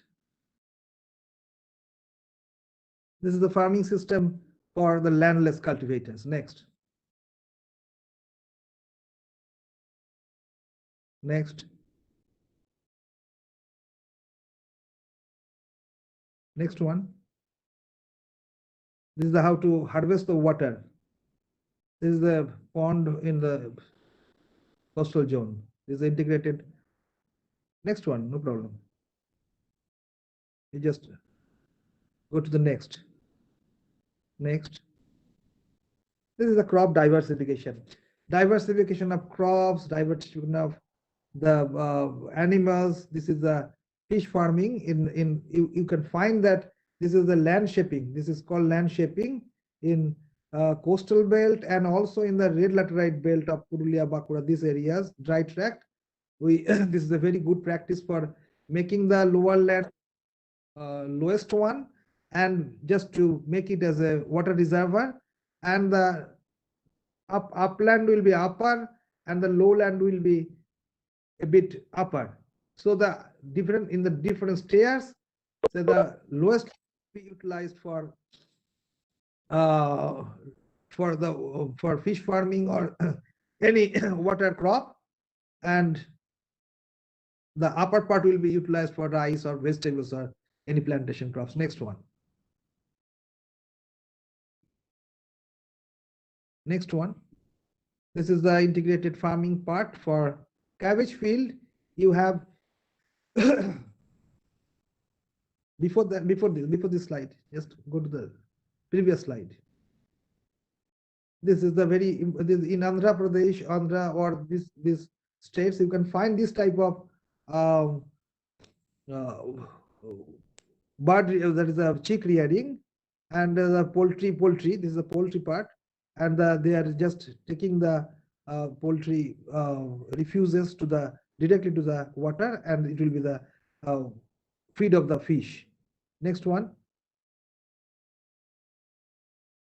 This is, you can find here that the goat rearing. It is a goat rearing. Next. This is agroforestry. Then there is a rearing or the growing the plantation crops or fruit crops. This is the concept of the fruit-based agroforestry. So we can have in the one picture you can find the mandarin plant. In one picture you can find the mango plant, and along with that different types of vegetables or pulses are grown. Next. This is a picture from Jhargram, in our research station Jhargram. Next one. This is the participation of the female. This is the picture from Bangladesh and India. You can find the how the matcha system is being practiced on the pond. You can find the how the nutritious vegetables can be grown in the kitchen garden or the nutritional garden at the fringe area of the villagers. Next. It is this is the picture of zero tillage potato under mulching, as I was talking about. You can find that the potato is grown without tillage. This is the one of the best concept of the best management practices. And this is the another part is that they are growing the tomato and capsicum in the saline soil with the low cost drip system. Next one. This is the potato under zero tillage. Next one. Gender neutral operations, harvesting, threshing, and grading. Next. Actually, agriculture was started in the hands of the women. So women are most important in different components of the farming. Next. This is allied enterprises, very important because allied and subsidiary part is the most important part in the stress areas, because they can grow the crops during only few months of the year. The other months, the lean months, may be utilized through this type of occupations. Like they are preparing the vermicompost. It is the biogas. Next, this is the allied part. Next is the vermicomposting in our universities. This is rearing of the growing biofertilizer, azolla. Next, the mushroom. As for the apiary, the honeybee. Next, this is another occupations. This is the tribal people. They are collecting the sal leaves. Next, this is the subsidiary occupations. Next, so they are preparing the broomstick or the baskets, mat, this type of things. Some pictures is taken from Bangladesh. Actually, this is they're making bindis, and this is the handicraft part. Next. Participation in preservation, so jam, jelly, this type of things. Next. Thank you. So I must have to thank all the viewers and listeners and my Master Madanji and Pawanji. So I think, I don't know, because most of the people I heard that they are from the medical background, but myself discussed totally on agriculture. I'm a core agriculture worker, but I think to us it is very important because we are the end users of the agricultural products, and the doctors should have the proper knowledge of the agriculture produces, because they are treating us and we are treating the plants, the crops. So thank you all. Namaskar. Thank you very much, sir. Thank you very much. Both of you have inspired us, really inspired us. We have learned a lot today. We have learned a lot. Before going to our respected Madan Thangvelu ji, I would like to request Professor Vaidya P.K. Prajapati ji. P.K. Prajapati ji is head of the department Rasashastra and Vesaja Kalpana, means preparation of medicine and mineralogy of Ayurveda. So I would like to welcome Vaidya P.K. Prajapati ji for his comments for today. Hari Om, am I audible to you?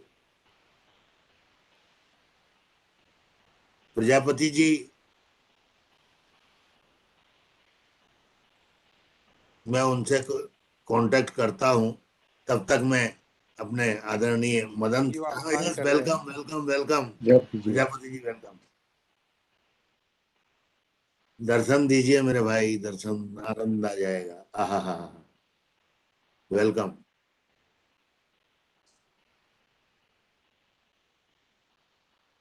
Hariom, आप unmuted हैं, आपकी आवाज नहीं आ रही है।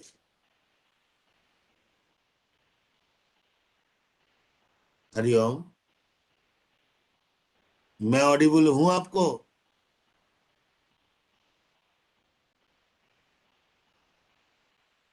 Hello, आवाज आ रहा है जी, आपका तो आ रहा है जी।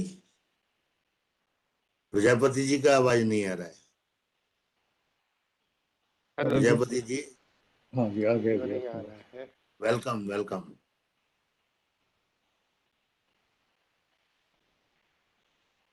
हाँ जी, लगता है प्रजापति जी का नेटवर्क में थोड़ा। सर आवाज आ रही है? आ रही है सब। हाँ, बहुत हल्की हल्की आ रही, पहुंच रही होगी वहां तक। हाँ जी, नहीं, अब तो तमदार आ रही है। अच्छा, ठीक है, ठीक, thank you. So thank you for the organizing this, especially on the good clinical practices, Dr. Pawanji, because it is the need of the time, and I know because we are in the pharmaceutical department, we have facing so much problem in the herbal product, and as explained by both the eminent scholar of that particular respective field, they have given immense knowledge between us.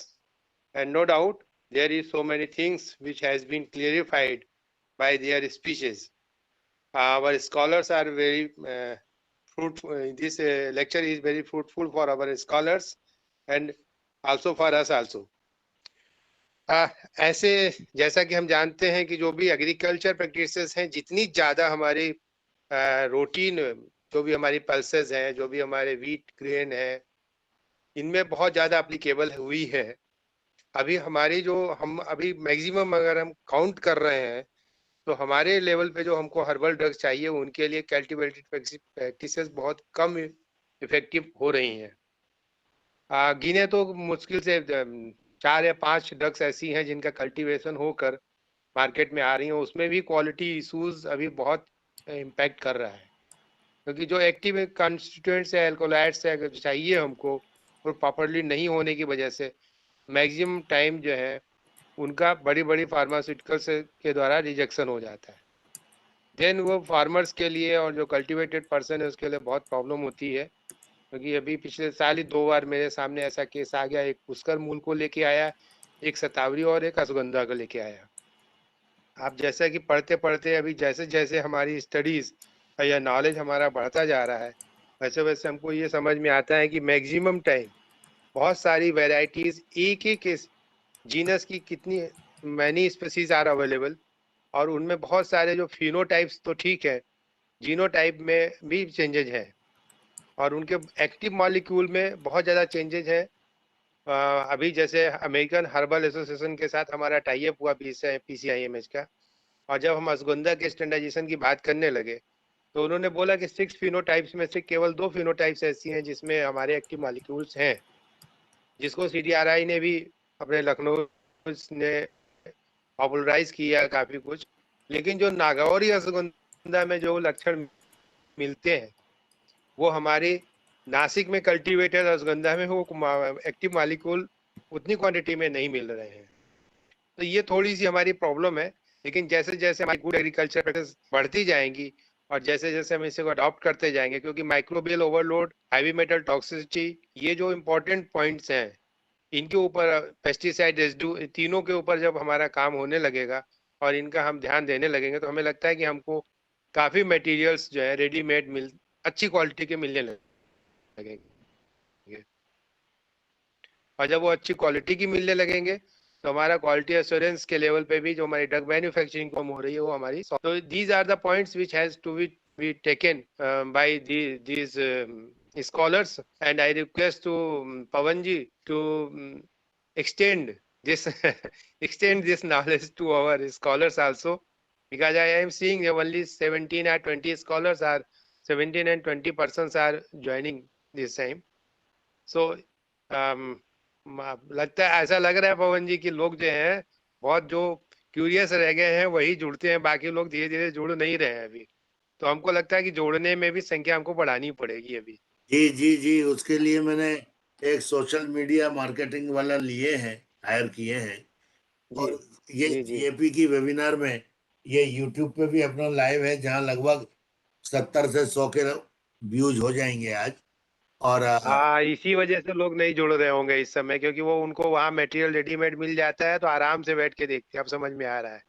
Thank you नहीं, और मैं भी इसीलिए ज्यादा जुड़ने की नहीं सोचता, क्योंकि फिर वो सबको म्यूट करते रहना पड़ता है।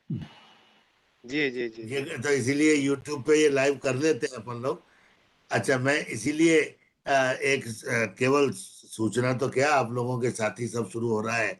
14 तारीख से international disciplinary institute for research education and skill शुरू करने जा रहे हैं, जिसमें GAP के लिए, गुड एग्रीकल्चरल प्रैक्टिसेस के लिए, जैसा कौशिक जी चाहें और जैसा सुब्रत जी चाहें वैसा एक साइंटिफिक कोर्स जो GAP को, हमको अच्छे अच्छे लोगों को GAP पढ़ा सकें, चाहे वो ग्रेजुएशन के बाद हो, चाहे वो 12th के बाद हो, ये आप ही लोग हमको गाइड करें। और वो हम जहां जहां एक्सपीरियंस हैं उन सब पे हम सोशल मीडिया प्रमोशन कर रहे हैं। आप लोगों से केवल प्रार्थना है कि आप you are the all the research person, हमें गाइड करें कि कैसे इसके कोर्सेज इंटरनेशनल स्टैंडर्ड के होंगे। नंबर GCP, GMP, GLP और आज GAP। तो मैं आप लोगों से सभी से साथ में आशीर्वाद चाहता हूं कि इन 4 चीजों पर तो 14 तारीख से साइंटिफिकली सिस्टमेटिक कोर्स शुरू हो जाएंगे। कोर्स का क्यूरिकुलम बन जाएगा, जो आप लोगों से सबसे ओपिनियन ले ली जाएगी। और बाकी आप लोग जैसा आशीर्वाद दें। मैं आदरणीय प्रोफेसर मदन थंगवेलु सर से, क्योंकि ये उनकी लाइन का सब्जेक्ट है और वो तो master, he is also master in the same up to genome level. Welcome sir, welcome. You are mute sir. Pawan ji, namaskar. Namaskar ji. Pawan ji, number one, I want to thank both the speakers. Koushik ji has given such a detailed presentation. कि हर एक चीज पे ऊपर he has given us details कि गांव में क्या चल रहा, कि क्या हो सकता है। Number two, I want to thank Subrata ji also for giving us an amazing vision. और बिल्कुल end में Subrata ji की presentation में he had shown us some very high resolution, some very important instrumentation that he has in the university, HPLC, etc., etc.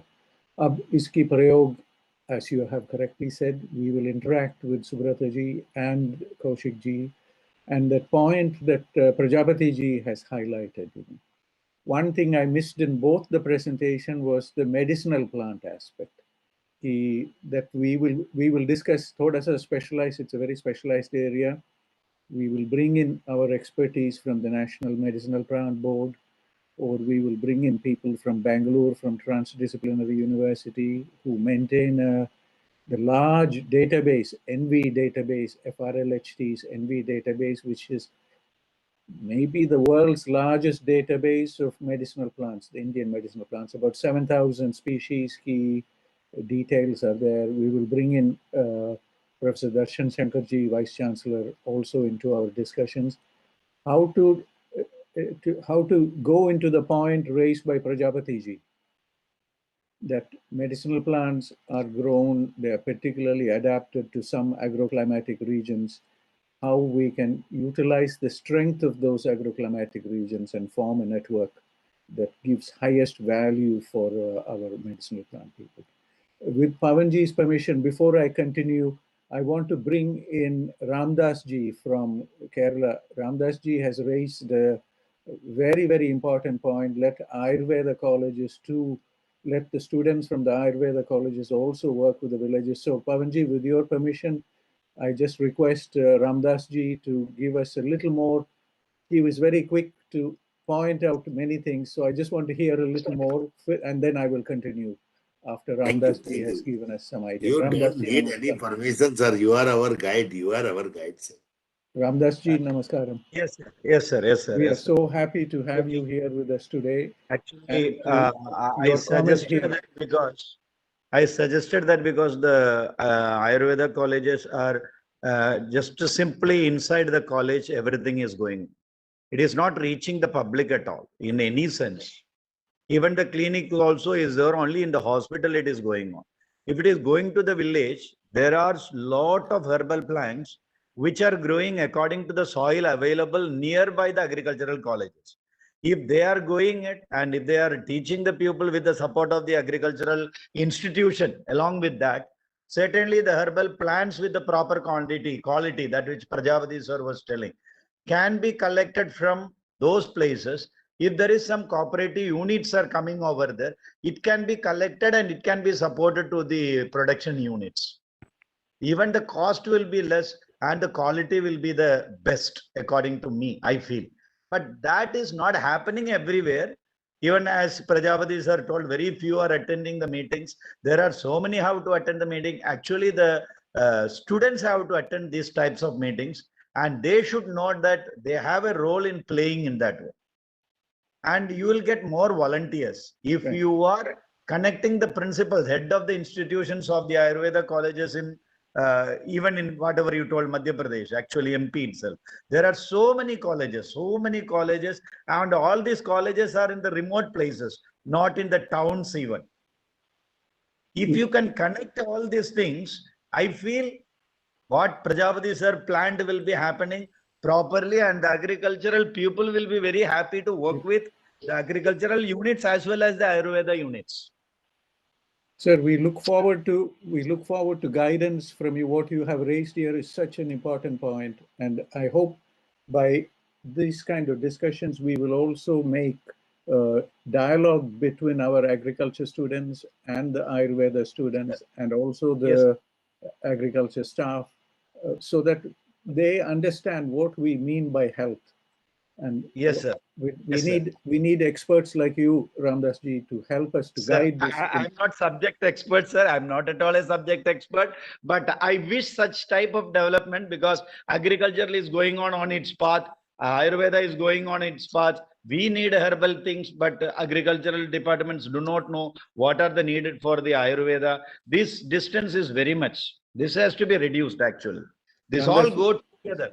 I'm so happy you have you have shared this thought, and in the presence of Koushik ji here, sorry, Subrata ji left us today, but Koushik ji, you are listening to the words of a person who's a Sanskrit scholar and deep in understanding of the Samhitas and Siddhant, and the call is very clear that we need our agriculture students to understand Ayurveda and vice versa.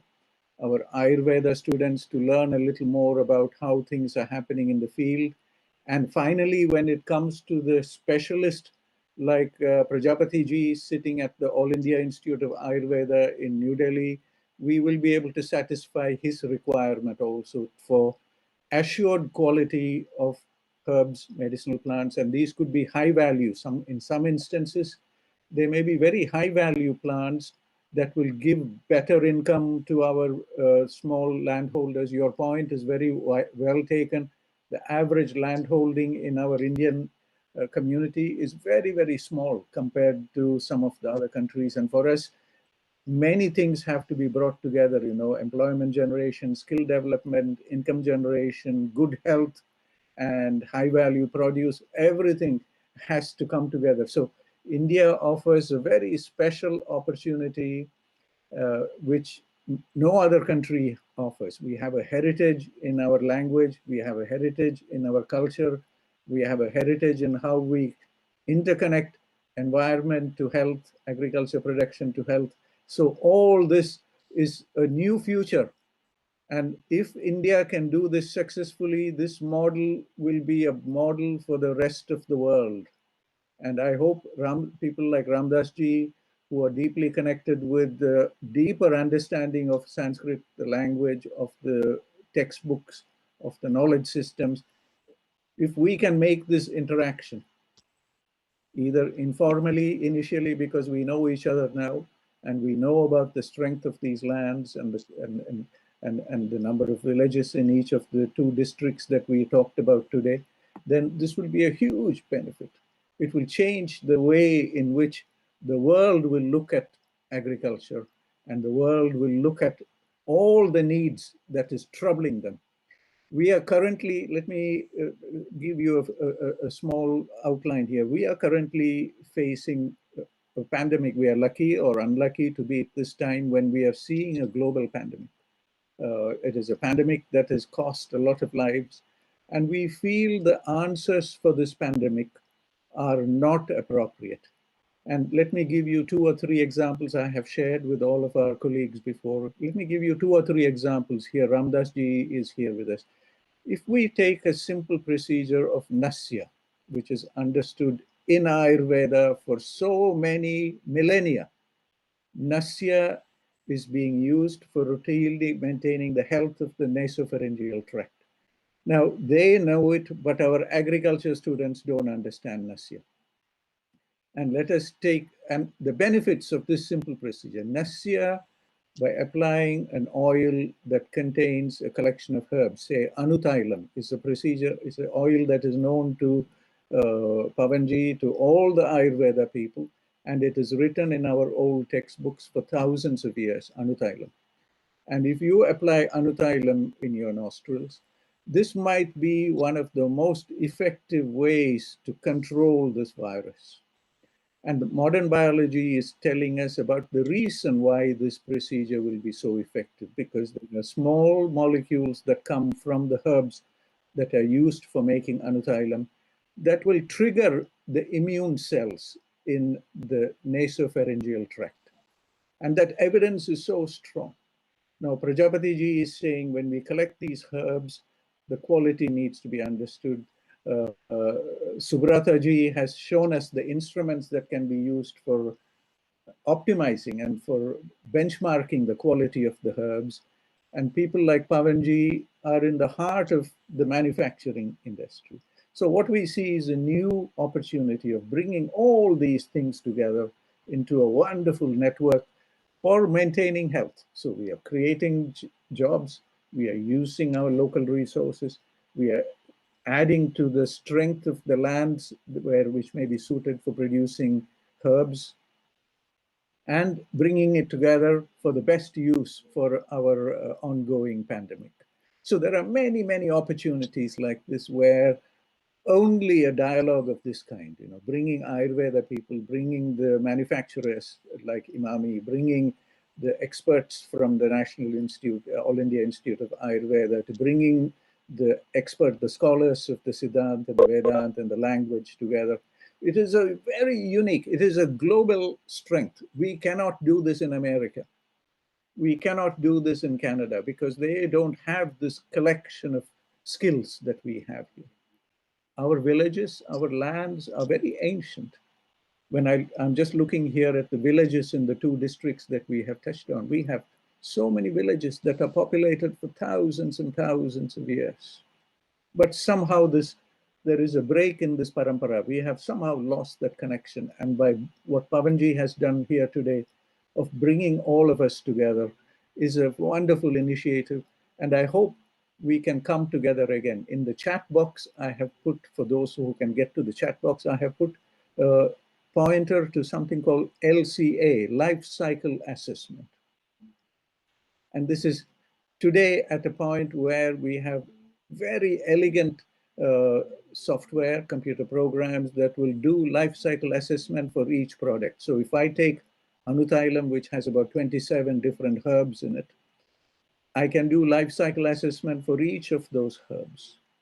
I can show the Ayurveda student who's interested in the Ravyaguna, I can show them how these plants are grown, what is the benefit to the environment for growing this plant in different villages. Even within one district, not every village will be suitable for the highest quality of these herbs. So that is in terms of linking between Ayurveda and agriculture, between agriculture and the production manufacturing systems, and adding value to our products and setting new quality standards, which Pawanji has already started a new institute where we will be looking at the research aspects of these things. And I'm so happy to see from Subrata ji's presentation that discussions are going on with our minister for the Northeast, Jitendra Singh ji. He also comes from Himachal Pradesh, which is a difficult part of the country, mountainous part of the country, which also has opportunities of this kind. I feel this event today for good agriculture practice is being a very, very important initiative. And it's a need that we have felt in the society, but we could never come together like this. The only one I would like to see a little more integration into this is the students from the modern medicine community and also from the engineering community. From IIT New Delhi, IIT in Delhi, there is a big initiative called Unnat Bharat Abhiyan. And this is a very, very important initiative that brings all the engineering colleges together in one big network. And I hope that people who initiated this, I particularly want to thank Professor Shri Vijay Bhatkarji, who was very instrumental in bringing Unnat Bharat Abhiyan together, and also the team at the Center for Rural Development in IIT Delhi. We want to bring all these people into our discussion. And by making these kind of discussions happen, what was going to happen is the emergence of a new way of integrated rural development.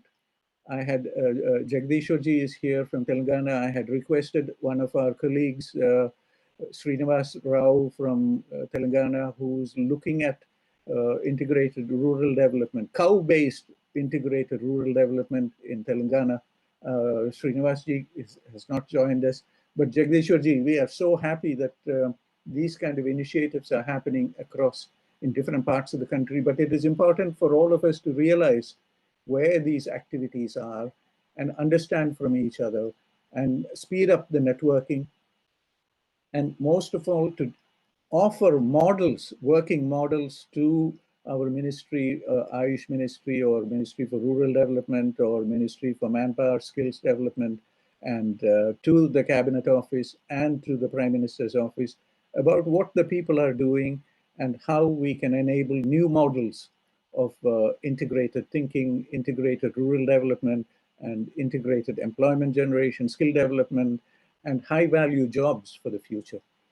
but connected still very closely with our ancient traditional values that people like scholars like Ramdas ji are deeply immersed in. So I want to thank, first of all, both Subrata ji and Koushik ji for this wonderful presentation today. Pawan ji for bringing everybody together on this platform. I'm not too worried at this point about not too many people joining our activity, Pawan ji. So I appreciate Prajapati ji's criticism that there aren't too many people joining our activity. Yes, that is a valid criticism, Prajapati ji, but I feel that this is a very specialized engagement, and for us right now, what is important is to have a collection of committed minds who will then guide the students to engage a little better. So Ramdas ji's comment here is so important. A small group of very active minds. Domaji might want to add some thoughts to this, but this small collection of minds, if we stay together, we will be able to put small concept notes together, bring them into activity very quickly. Because Koushik ji has a network, Subrata ji has a network. We can look at plants that are unique to West Bengal for these two districts. We can very quickly bring some action there and look at where the Ayurveda colleges are in West Bengal and make some twinning between Amrita in Kochi and West Bengal. And we can do many, many small things very quickly. And I think that dynamism can be maintained. And then slowly students will see the benefits, and we will have small working models that can be presented to state government and the center for promoting more of these activities in all the states. Keep in mind, the India challenge is a huge challenge. I said for Madhya Pradesh, 55,000 villages. For Uttar Pradesh, we have 97,000 villages. Now, this is a number we cannot even imagine how to tackle these numbers. But with these kind of integrated models, where we are looking at high-value something, high-value food, high-value medicinal plants, location-specific knowledge, and to bring the best of the computer technologies, land mapping. The team in Unnat Bharat Abhiyan in IIT Delhi, they connect with ISRO. And there is a big database called UDAN. UDAN has ability to map using satellite images, using some of our homemade satellites. We can map every village in our country to look at what are the resources there, what are the soil micronutrients that are beneficial for growing the best plants.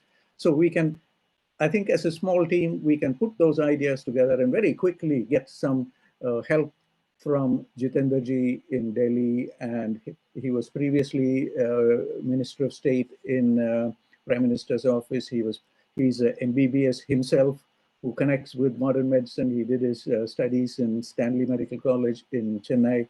So he knows the layout, and I think, Pawanji, you are the best guide because we can show you how to connect the directions that we want to connect with the Prime Minister's office, to connect with the Minister for Northeast India. And with scholars like Ramdas ji, we can very quickly put together some very, very effective, very detailed and very effective programs that touches all the needs for the United Nations Sustainable Development Goals.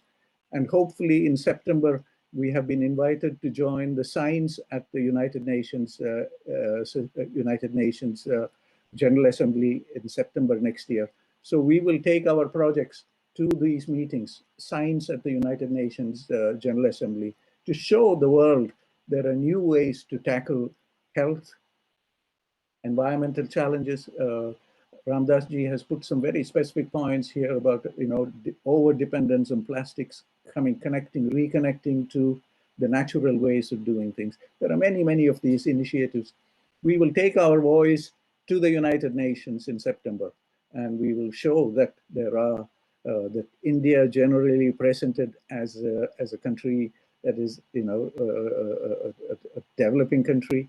I think we are in a position to show that we have creative ways and very interesting ways to bring integrated sustainable development for the world. And India demands this, that every country must become aware and alert to these needs for the future and find this interlink between environment and human health and poverty alleviation and education and all those 17 sustainable development goals, I think we will be able to do it. So Pawanji, thank you for giving me the time to share a few of my thoughts.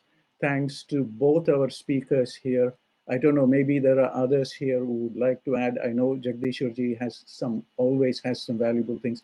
I haven't touched on the sukshma aspect of all this.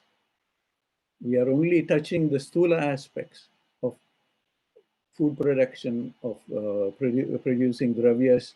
There is the sukshma aspect, which goes beyond our five senses. That is also knowledge that we have, and we can deploy that knowledge that no other land in the world understands so beautifully, how to use so many aspects of the sukshma that can add value to these things. So I leave it there. There will be many more people who might want to add to my comments, but I feel so happy that you have drawn us all together to this event. Thank you, Pawanji. Namaskar. Thank you, sir. Now I would like to request Dr. Jagdishwarji from Telangana, Mehboob Nagar, for his valedictory remarks and vote of thanks. Dr. Jagdishwarji, am I audible to you? Sadi, namaskar. Namaskar. My voice is clear. Loud and clear, sir, as usual. Yes. There is a lot of difference going on to me. It means there is no clear voice as long as Madanji was speaking. Whether my voice is audible to you clearly? We can hear you clearly, sir. Jagdishwarji, we can hear you clearly.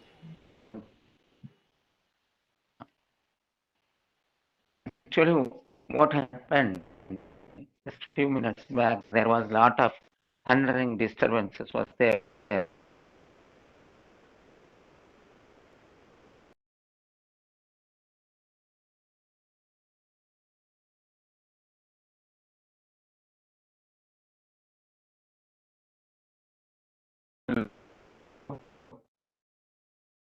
Hello.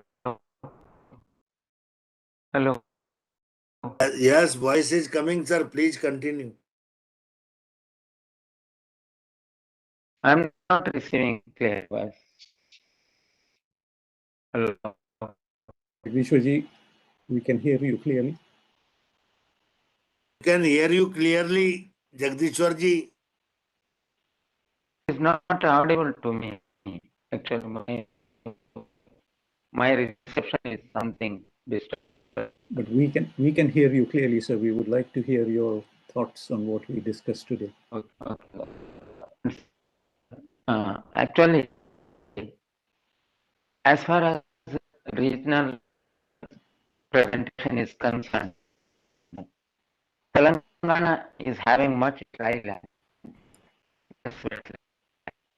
but as far as 5 or 6 years back, 132 countries scientists have assembled in Hyderabad, and they have posted a resolution, and in which the cereals, oil seeds, and whichever we referred in that resolution are mostly more qualitative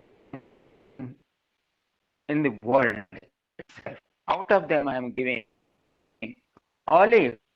They have clearly mentioned that the saffron seeds and saffron oil, that is Hindi में करड़ का तेल जो बोलते हैं, सफेद करड़ का तेल, olive oil भी far better होता है, which nourishes brain and central nervous system. Mostly, these safflower seeds are produced in Telangana and part of Maharashtra, not total in Telangana, part of Telangana. That means which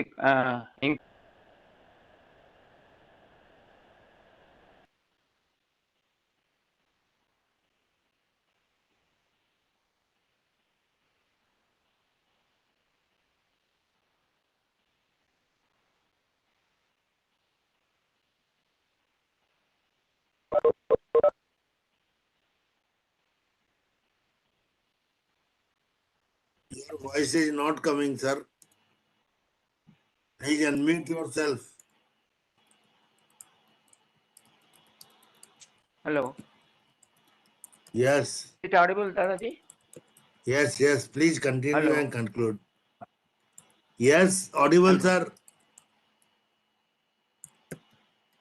And those crops which are actually mentioned by the scientists, all are in Telangana only. One I referred about safflower, and another that means ragi and anise, and some cereals are also there. They are all produced in Telangana area only. They do not require much water facility. At the same time, when such mention is there from the in scientist section, scientist class, but that is not been even till to this day encouraged from government circles.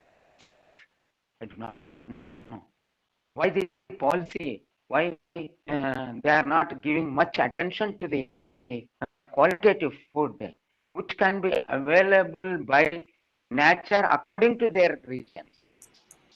In food, actually, apple oil it was abundantly used in Telangana area.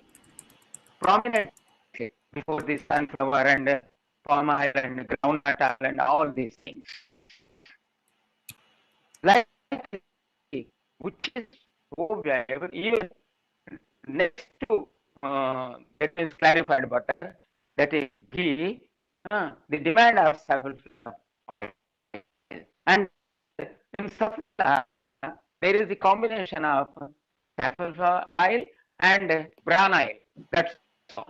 And that safflower is being recommended mostly by cardiac specialists. They are asked to take it. Likely, why this kind of encouragement is not there with the farming section and not even being supported. And one more thing, use of pesticides and insecticides and all these things. Day before yesterday, that means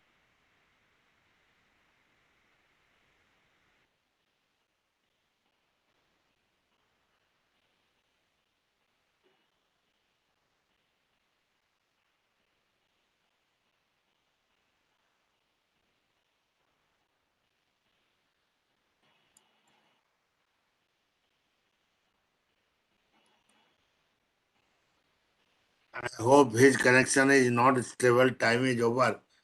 So thank you all. Thank you very much. I will definitely plan that GAP course with the experts. Ramdas ji has also suggested. Welcome. Thank you for suggestion, Ramdas ji. Thank you sir, thank you. आपकी तबीयत ठीक हो. कल मैं चेष्टा करता हूं कि अपने प्लेटफॉर्म से एक छोटी सी 1 घंटे की, कल या परसों जब भी आप चाहें, 31 तारीख को एक बोर्ड ऑफ गवर्नर की मीटिंग अपने प्लेटफॉर्म से रखें.